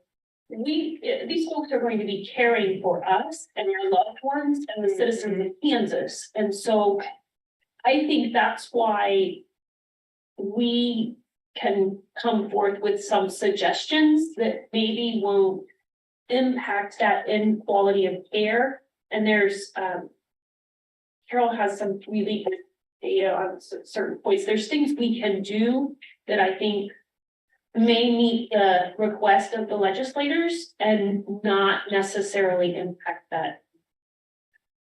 There's some of our regulations that deal with licensure that we haven't looked at for a while. I mean, we're seeing a lot of foreign educated nurses coming in, and it's not a fast process. There's some bottlenecks there, so maybe it's time to have some discussion about that. You know, we get a lot of feedback about the fact of the refresher courses that we require. There's not very many refresher courses that meet our requirements. So do those requirements have to be as high as they are? So our nurses are very limited. I think there's only one for LPNs, right? Yeah. And so we've really limited that, and maybe that can be looked at, you know, the whole petition thing. Those guidelines are several years old, so maybe it's time. All of this kind of has to do with licensing, because I think there probably needs to be some direction from licensing and some direction from education, because they hit on both of those over there. Actually, when I was over there in front of him, it was more education, but then we kind of I think they're graduated to connecting licensing. those two. When the title of the article, and I think their ultimate objective is to increase licensing. Maybe we can steer them away from education and make our decisions based upon data that other states. And Yeah, so that it is safe. what the board, what the staff will do is we will gather any kind of information that you want to review or anything like that, you know, if you want to see what other states are doing. I have a lot of information on this apprenticeship that I pulled. So I thought what I would do is, you can have all the articles, or I can do just a synopsis to kind of show you maybe the different models that are out there. Because they don't all involve another license per se. And if you think another license is the way to go, then okay, we'll figure it out. I will just also, another thing that I'm pretty sure about is this will be just like the APRN bill. It will be signed and it will be put into effect on July 1st. So that means there's gonna be a lot of work done. It is very hard to get those regulations through. Charles knows because he worked with me. So I mean, I can tell you, they're not gonna delay this. They are not. I think to your point about inclusion of the directors and the folks involved with the schools currently, I mean, those are certainly people who have to be involved. It's going to happen, and we have to know that it can be implemented. That would know how to make that happen and what's realistic to do. Yeah, they'll know the consequences. If you go down this path, this is what's probably gonna happen. You know, and stuff much more than we know. Do they want to do away with the electives that have nothing to do with nursing? Because that'd save a lot of the students a lot of money. I told you, those hours, those hours. Well, the hours I would go for would be the electives. But it's hard to understand the creation of a window without, testing or et cetera, that wouldn't have a negative impact on the health and welfare of Kansas or anyone who would be the potential recipient of that care. I mean, that could be like, Definitely. you also have to look at that, why these things were set up to this point for licensure and can't throw the baby out with bathwater. Sort of like that. Are they going to be looking at the cases where licenses were removed? Is that going to be part? Who knows what they'll look at, truthfully. I think we also need to talk about the LMHDs, and I did ask, because Janelle and I actually went out on an LMHD site visit. Juliana was also with us. So while we were out there, I just asked them, because I'm sure they've heard about this. I mean, this is everywhere. And so I said, what do you think? What changes do you think would be helpful? Because you actually, again, do this program. I just feel like the people that do it are gonna know the best, probably. We know what it will take to implement it and what changes we have to make in the Nurse Practice Act and stuff, but they're the ones who are the experts on it. And they didn't really come up with a lot, really. There was a remark made to me when I was over there that we require way too many hours for our LMHTs. Okay, there's only 2 other states in the nation that do LMHT education. It's California and Colorado, and I pulled both of those and they have more hours than we do. So that needs to be documented because we're showing them where Kansas is based on others, because they seem to think that Kansas has all these high requirements. And so because of that, we should decrease some of our requirements so that we're more in with the states. They, when you say that, is the folks, the legislators across the street. When we were at Osawatomie and asked that question of folks that were engaged in the program, even the LMHTs that had graduated recently said absolutely not, that the courses were incredibly valuable and they did not feel like that they would have been prepared without. And so did you feel like this was obviously, we know how this where fields, but did you feel like she was speaking for the majority or is she an exception? There wasn't a lot chiming in with her. She was never happy about the APRN. I thought her name sounds familiar. She provided public comments to you against that, and those regulations, yeah. And when she started, she immediately said, you brought in 2019, I exactly knew where we were headed. I knew what we were headed for. I didn't pick up that the rest of them really jumped on board with this committee, but I think there's a great opportunity to do education, because again, they don't understand what's the difference between 50% simulation and 100% simulation. What's the problems that's going to occur? And so, we have evidence base for the 50%. They probably do not have evidence base for 75 or 100. Okay, they don't. And I truthfully, I was just waiting for him to say something about the NCLEX. And that's okay, I was gonna let National Council zero in on that one, because they've had so much data on it. Nurses don't need to take it. Yeah, it's too restricted, you know, they can't pass it. But you know, the other thing to realize is, what we were told, and I believe I'm right with this, Charles, is the statute for the compact actually kind of supersedes Kansas. They told us that at that NLC. Do you remember that? That's my understanding. Yeah. So if they start messing with some of that, that could cause problems with the NLC. Now, what the NLC says as far as education is they need to have graduated from an approved school. So it does not say the curriculum has to have X number of hours or something. Some other states say exactly how many hours of clinical has to be in a curriculum. We don't have that.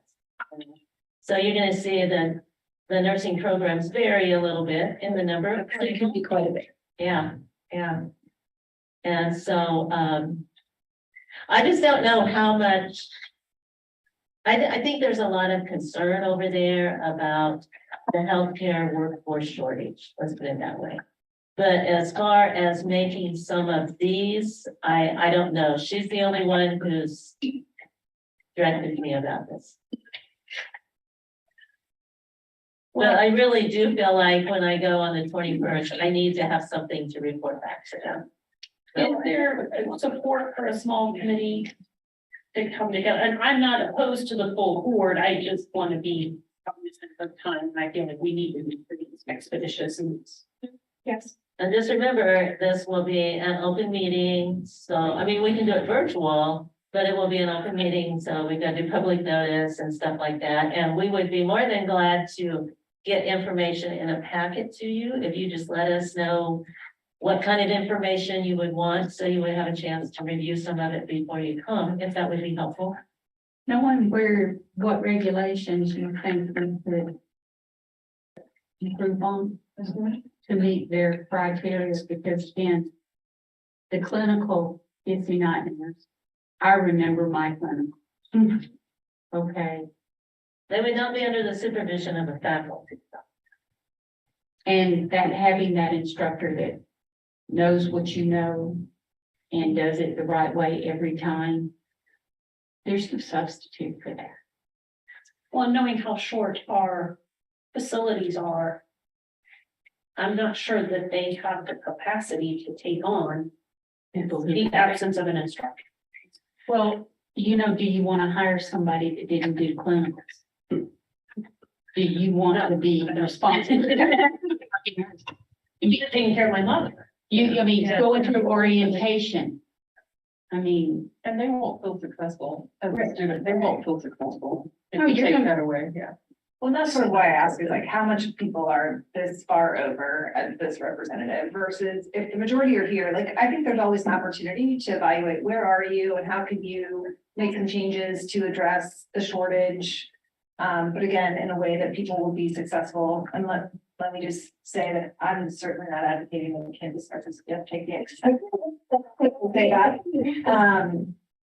So I think just to your point of it getting, so it's like, it's not that by December 21st or January, it's to come up with something that's going to get here, because that is not realistic, but really like to evaluate and say like, what can we look at to maybe make some changes that the majority of people would recognize could be steps to Loosen license. but not fuck the law. Eliminate education. Yes.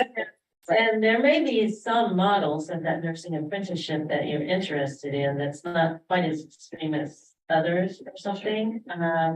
You know, another thing that we talked about in this suggestion that I have is they've got to get more coming into the pipeline.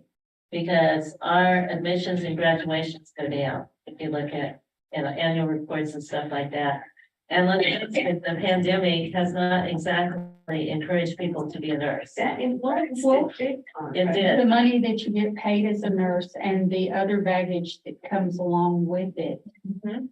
The liability. Yeah, so are there some incentives that they could give? You know, we need to probably get into middle schools and start talking to them about nursing, because I think sometimes when you talk to these high schoolers and stuff about going into nursing, they think they have to go to four-year college. Okay, they don't understand that there is a progression in the state of Kansas. I mean, they can start as an LMHT and then become an LPN. Now, unfortunately, the LMHTs do not get college credit what they do. So I think that's something that they kind of need to look at myself. And then, they could work their way up, but they can become an LPN and work and go on for an ADN. That's how I started. I started as an LPN and worked my way up. But I had to work. I couldn't just jump into a four-year college. Some of it's required that you become a CNA first. That's a lot of money. It's a waste of the amount of time because I was able to go straight to my LPN. Never been a CNA. I was trained been trained very well by CNAs. That's what they did to new nurses. We're gonna send you to the boss. This is how we do it. But that wasn't an RN or another LPN coming around teaching me how to be a nurse. That was teaching me how to do all the others. And maybe that's a good question when the program administrators come and join the discussion is, what is the advantage of having the CNA requirements before admission, and what would happen if it wasn't? And they did talk about that at their meeting. I don't know if it was before or after you left, but there was discussion about that. Even back way then, it was some of it is- financially different. Well, the requirements to be an instructor in CNA is my understanding part of the problem. It's not really your education, it's more how many hours you work in someplace or something, in long-term care or something like that. So maybe that's another thing they need to look at. It is, yeah. Just tell me hours then, unbonded. So I think there's things that, That could be one, because like I said, I've had people tell me, well, if you've never been a CNA, then you really shouldn't be a nurse because you should start at the bottom and work up. Well, there's some that have never been LPNs that are RNs. Right. I don't think that you have to start at the bottom okay, and move your way up financially. For most of us, we need the degree we're working on, which is, again, if we're really worried about the time it takes, get rid of some of those electives. Government I had in high school, I didn't need it again. And when it came to writing, I argued, surprise, that I wasn't gonna write in full sentences anyway. Most of mine was gonna be short, descriptive in charting. that's disgusting. And don't use some abbreviation. Yeah. Well, I think we're just now starting to see the difference between pre-pandemic graduates and the ones that did full simulation online learning during the pandemic, like just how uneasy they are with patients. Like, so if we get rid of that hands-on, we're just creating more and more problems. So, I mean, I see it every day at work. I think you're also finding there's avenues of income. Young people today make money. I'm sure they make more money someplace than, nurses starting out. Social media. Light. Unless you're an agency nurse, they seem to make pretty good money. Yeah, that's true. But I think we're also fighting that fact that if you don't have to come out of your house and work, and you don't have to, maybe you can sit on your phone and make hundreds of thousands of dollars and not ever have to leave your home. I mean, If they'd like to put forth an advertising agency, why it's an advertising campaign, why it's great to be a nurse. Yeah. And get the salaries up to par. I think right now Because I can quit my job and go work somewhere else and get a $10,000 bonus. But I can't transfer in my own place and get a $10,000 bonus, and I can't. Get that money otherwise. And you've been there for. Since 2014, I was at Fort Riley's in 2010, so I've been with the federal government that long. And they are offering that amount of money to come to work at our assisted living. But we're not qualified for it because we have to be a new hire. Because as a state, we'd be better off evaluating workloads for those that are already there, as opposed to trying to increase the education and support for those entering the profession. We are losing more than what we have the capacity to refill. And We saw that. California set a precedence with ratios, which they did. You know, in other communities, we've heard it's not what it used to be. I don't want to renew my license. Heard that a lot. It's not even social media. We see a lot more negative towards the nursing field than we ever asked for. So there's. And generated by. Yeah. Yeah. You know, and it starts with well, this is gonna be hard. It's gonna be horrible on a daily basis and you're gonna get this, and this done to you, but they don't talk about the rewards of doing it. Or why you should do it. They promote the bad and not the good across the board. Well, management needs to promote the good too. What do you need from us for next steps? I think if you want the small group that, and if you want the involvement of some of the program administrators, I would like to be able on the 21st to say, number one, that we discussed it here.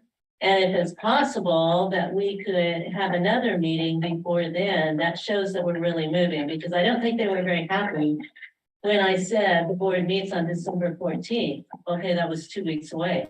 Okay, I understand that, but our board, it takes a little bit for our board to meet. All of you work, it's not like I can call you and say, we need to meet tomorrow, it's not gonna start working for people. So, Maybe we could meet, Tuesday or Wednesday of next week, so at least there's a preliminary discussion of some brainstorming ideas of what we're talking about, and not maybe that we would share all of those, make that Errol has some idea of what it is that we'll you have some program administrators in mind that. I'll tell you, they're ready and waiting. All it takes is a special or a thing for me. I will tell you that meeting is from 10 to noon on Wednesday the 14th, or Wednesday 21st. So a week from today, from 10 to 12. So we would need to have something before then. And again, not a lot of concrete, but just, this is some directions that we're going. This is how we're doing it. We're bringing these people in. And we certainly can bring in other stakeholders too. There's Hospital Association, there's KSNA, all these people. I just don't know how big you want to get it at the beginning, or whether you just want to have discussion and then bring them in when you have a little bit better idea what you're thinking about. And build on it as we go. Yeah. I think the program administrators are key. They are experts in education, and I seeing that that's kind of on the chopping block right now. I think they need to come to the table immediately, but maybe some of the others be invited to a later. I think they bring valuable perspective. We might need 10 minutes. So would you want 1 or 2 program administrators from each level, like PN, ADN, BSN? I mean, I don't know that advanced practice is really under a lot of fire. I didn't even get to advanced practice. They cut me off before that. And I think they feel like they know everything about that over there. So I don't know how much they're gonna go out after that. I think it's more the LPNs and RNs. I think PN, ADN, BSN. Okay, 2 from each. 2 from each. Okay. 1 to 2. Who's available? And then who here would like to participate? I apologize, I'm not really available to take that notice. So this, Becky would, I would. I will. Well, I can do Monday.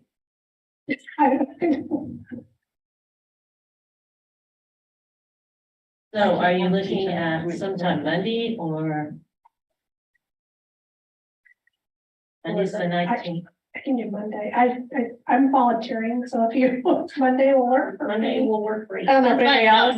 You say what works for you. We can set up as, I presume you want it done virtual. Yes. Yes, okay. Yes, please. Yeah, I mean, we can set up a Zoom and. Cole, keep your calendar open. Again, it'll be an open meeting, so we can get a public notice out, agenda, just discussion. Okay, we'll put together an agenda for that. He's having trouble connecting. She didn't Can you? I'm trying to send it and It's not on my ones. I'm in. Here. And it won't let you do a copy. Hang on, I'm sure we've probably. We don't. As far as the meeting on the 21st, is there any way of seeing that, listening to it? Like, is it public as well? Yeah, I will tell you, you can go to YouTube and you should be able to see the October meeting of this. You should be able to Okay. see the November meeting of this. You go to YouTube and just put in like Kansas Legislature, and then it brings up, and this is the Special Committee on Mental Health Beds, is what it's called. Okay. I went back and watched the Oh, that would be October great. one. Send the links. Okay. Yeah, so, did we have that already? Yeah. Oh, thank you. Oh, you want her to- I don't know. We've got a pretty full list. Would this be a task force or a committee or, I mean, typically committees like 5 months. I think it's force, I guess that's changing for that. Force. But Charles, as far as the task force meeting, as long as we do the public notice, all of that, it's okay. There's nothing else. I mean, we don't do task force. It has the same requirements. And you'll get us a script that we have to read, something like that. And we have to do that since it's virtual and. Yeah. Okay. Andy, are you wanting drafted? It would be. Girl, I can, whatever's on there, I can clear. You're up at 7, right? No, I can do it whenever, seriously. 10:30? 10:30 here, how long? So we'll know how long to schedule it. 2 hours? Is it- 10:30 to 12:30? Yeah, of course. Okay, so what kind of information are you wanting, like in a packet before then? Unfortunately, we probably couldn't get the packet out until Friday because of tomorrow. Because of the data center thing tomorrow. Our computer is basically gonna be down. Anyway, I would be interested in the link to the meeting, Yeah. to okay, view what was said previously. okay. What about your nurse apprenticeship? Yeah, I can, Yeah. what I can do is work on, kind of a table or something, at least a start on nursing apprenticeship. I don't know if I'll have a chance to get it all done by Friday. It kind of depends what time the computer comes back tomorrow, but anyway, I sent you the stuff that I gathered from all those boards. right, and I've gotten some from others too, and I have some, so I just need to. I think rather than give you all those articles, I can do that, but you may just want to see more of a snapshot. So you didn't have to read all that, okay? Is there anything that you would want about other boards of nursing and what they're doing in education? Is that something that could help with? Anything that they're cutting back would help cut back. Like if you've seen any changes and positive versus negative. I mean, if outcomes from. You know. Yeah. If they had had to some increase it, I'd like to know. based on. Yeah. Simulation, like that, the 50% simulation versus like what's supported or not, like what do we have? Have you guys seen the national study that National Council did that led to the 50% that we put in our regulations? Would you like to link to that? Yeah.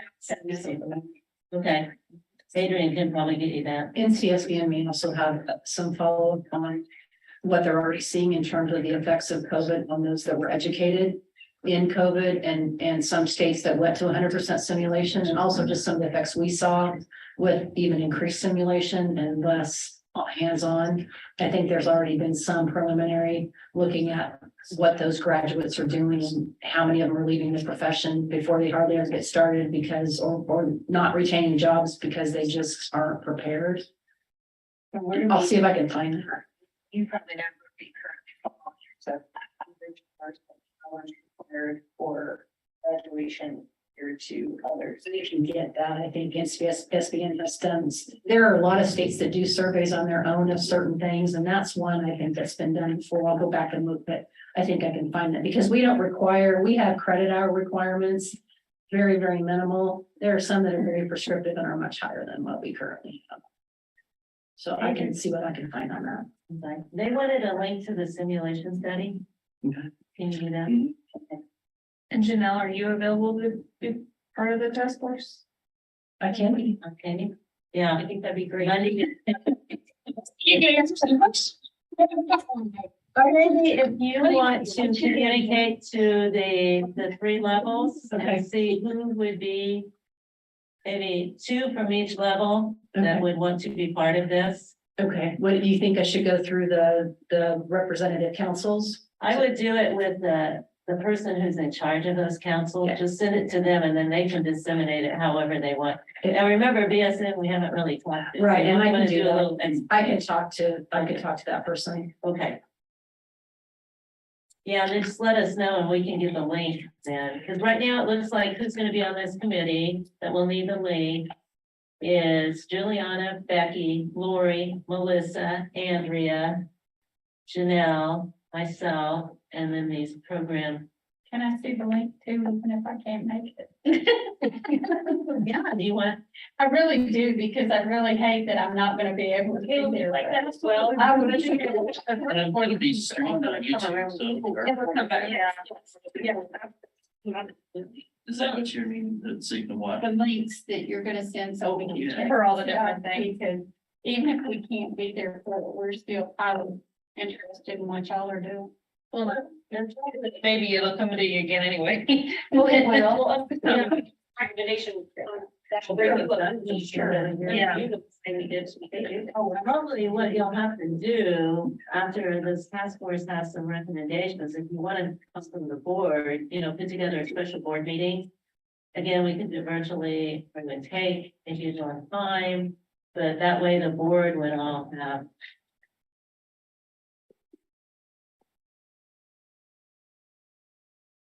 I feel like that. Say Well, something. the main message is we've heard them and we are on board with what they're suggesting. If they could just give us a little grace to do it well, not just quickly. I deliver the message.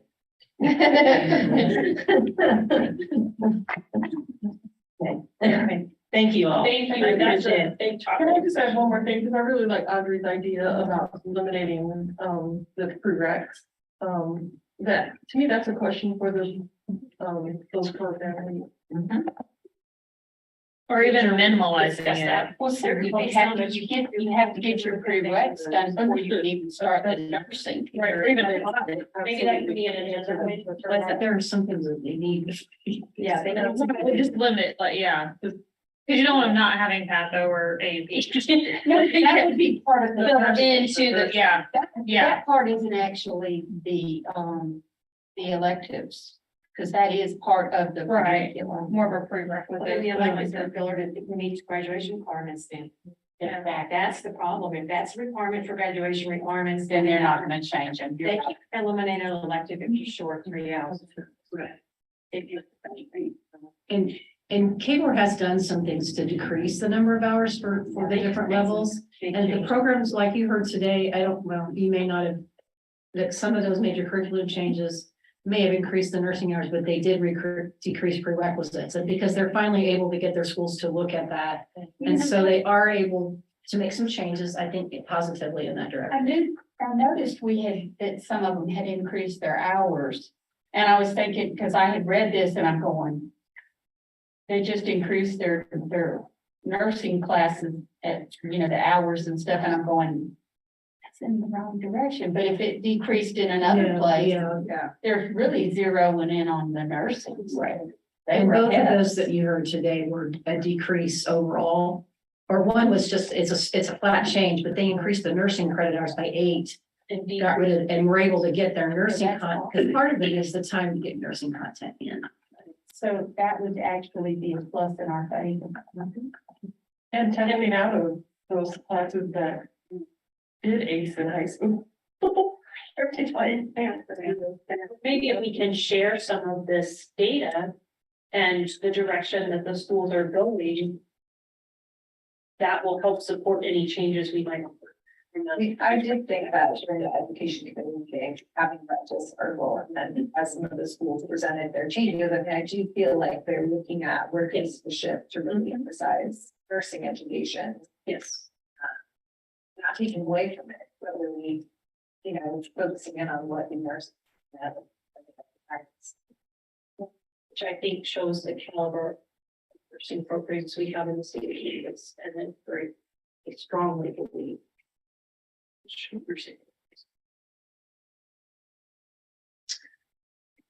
Thank you very much for all of that robust discussion. I think it's very important. Yeah, definitely.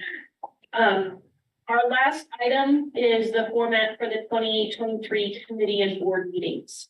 So I know there's so much benefit in healthy discussions and interactions that take place with face-to-face, and yet I know travel is difficult, especially during certain times of the month, when certain times of the year when weather's good. So I just like feedback on we'd like to see board meetings as well as committee meetings. For being in person for the first time, I think there's much better discussion, like, because I'd only ever had Zoom and it was very to the point and we're through it and we're gone, but I think much more. When you during the June meeting, there's no education, there's no sessions, so traditionally we have smaller agendas and smaller audiences because the sun, so I can see that as a virtual. Right.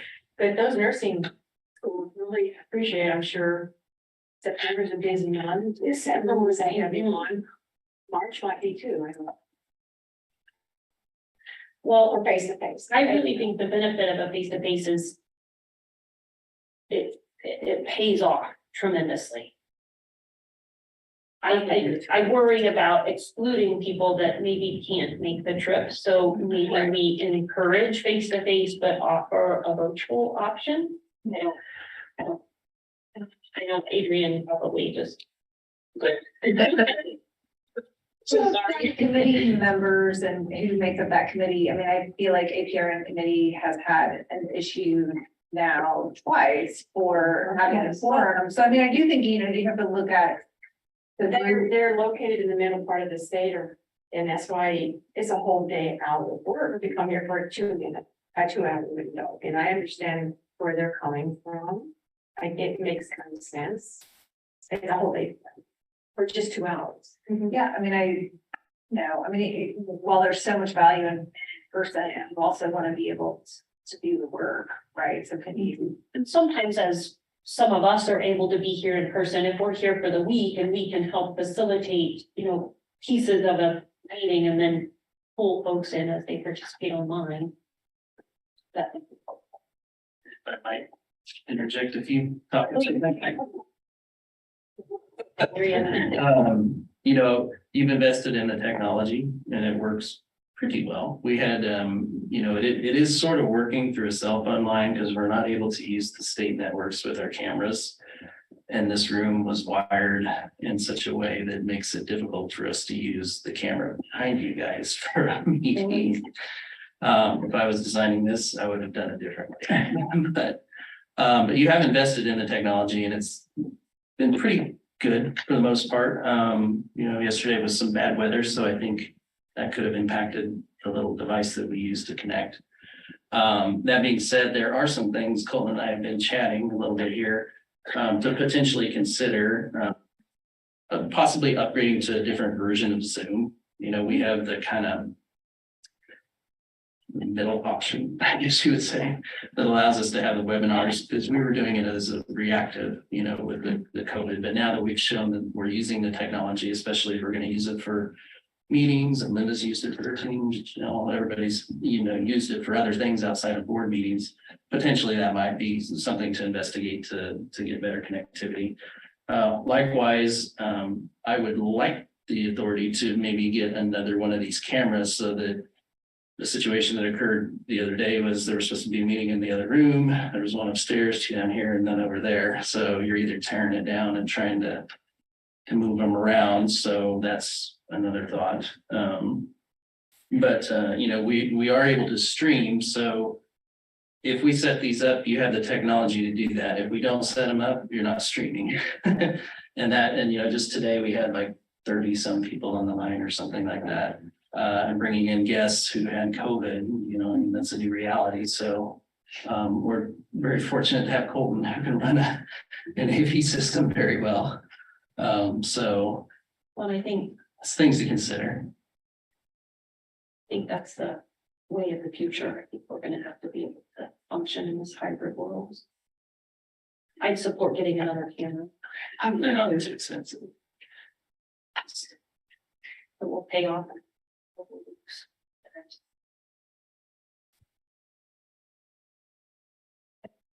So we'll encourage face-to-face, but allow for virtual options. Well, from a logistical standpoint, would it be that members of committees or members of the board would be expected to be in person unless some situation comes up that might determine otherwise? Which they could probably join in that fashion.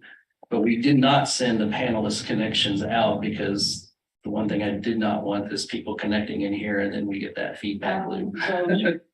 And so we did not do that beforehand, other than for the guests like Ms. Summers who joined us. We included her as a panelist, and had we known that not that many people were going to be on in person for the APRN, we probably would have sent them the panelists too, which makes it easier when we're trying to get people into the meeting. We're not trying to get the connection and worrying about whether or not their stuff is working before we have them in the meeting. So just reserve the panelist for unforeseen circumstances, if that's the only way you're able to join them. And then for committees, would they? That would be how much in advance it's good, because not that I plan to not be here, you know, just for Well- everybody listening. What happened yesterday is Jill and I talked and she sent out an email to everybody on the APRN committee. And letting them know that the expectation was that they would be here in person. If they were not going to make it, they needed to let us know. Okay, our email started lighting up at 2 minutes to the meeting yesterday. I can't get in, I can't get in, I can't get in. And she also told them, do not, that Zoom link on the agenda is for observation only, not participation. So that was part of the problem, is we were going after the fact, and the meeting should have already started. So that's why it took like 20 minutes to get people on. And then we had a problem with one of them. I don't know for sure the sound. We could not hear her, but like Colton could hear her fine. So we never did understand what she was saying. And we ultimately had like some backup instructions, you know, those things, there's like, if you can't connect via video, then try dialing in, or, you know, the things that we've done during COVID to try to help troubleshoot things. You know, we would revert back to, that would be sort of how we would inform them if they're not able to be in person. Another thing to consider is, we need to sort of know now so that Jill can reserve the day before the meetings, because we have to set all this equipment up.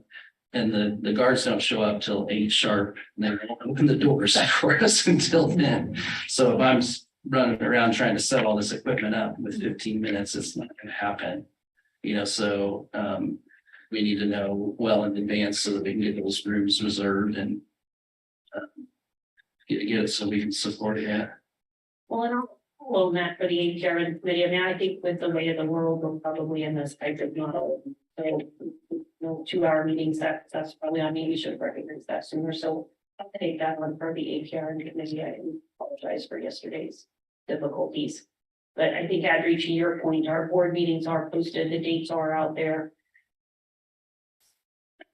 I know people are already thinking ahead. We've had discussions about who can and can't attend at certain meetings throughout the year. So we appreciate those conversations as early as possible. Even meetings are posted for more than a year in advance. So if you know those conflicts, please say. So, and I know all of you are. So we'll just do what we can to. And attendance is important. We obviously did not have a quorum at one point for one of our committees last quarter. This quarter we did have a quorum, but it was for a shortened time frame. I think so. It's important that obviously these topics are not light, and we do have to respond with timely efficiency for us to keep being at this a lot of times. We appreciate everyone being here. I hope you all have a very Merry Christmas and a very good holiday, and thank you for your service to the state of Kansas. Can I just do a reality check? Are your laptops, is this working for you? Yeah. Yes, I love the touchscreen. Yes. It looks like it's going maybe a little bit better than the iPad did or something. I think it's the larger screen. Yeah, thank you. Yes, thank you. If you run into any struggles, just let Nicole, Tony, or I know. Do our best to support it. We will consider ourselves adjourned, and thank you all very much. Thank you very much.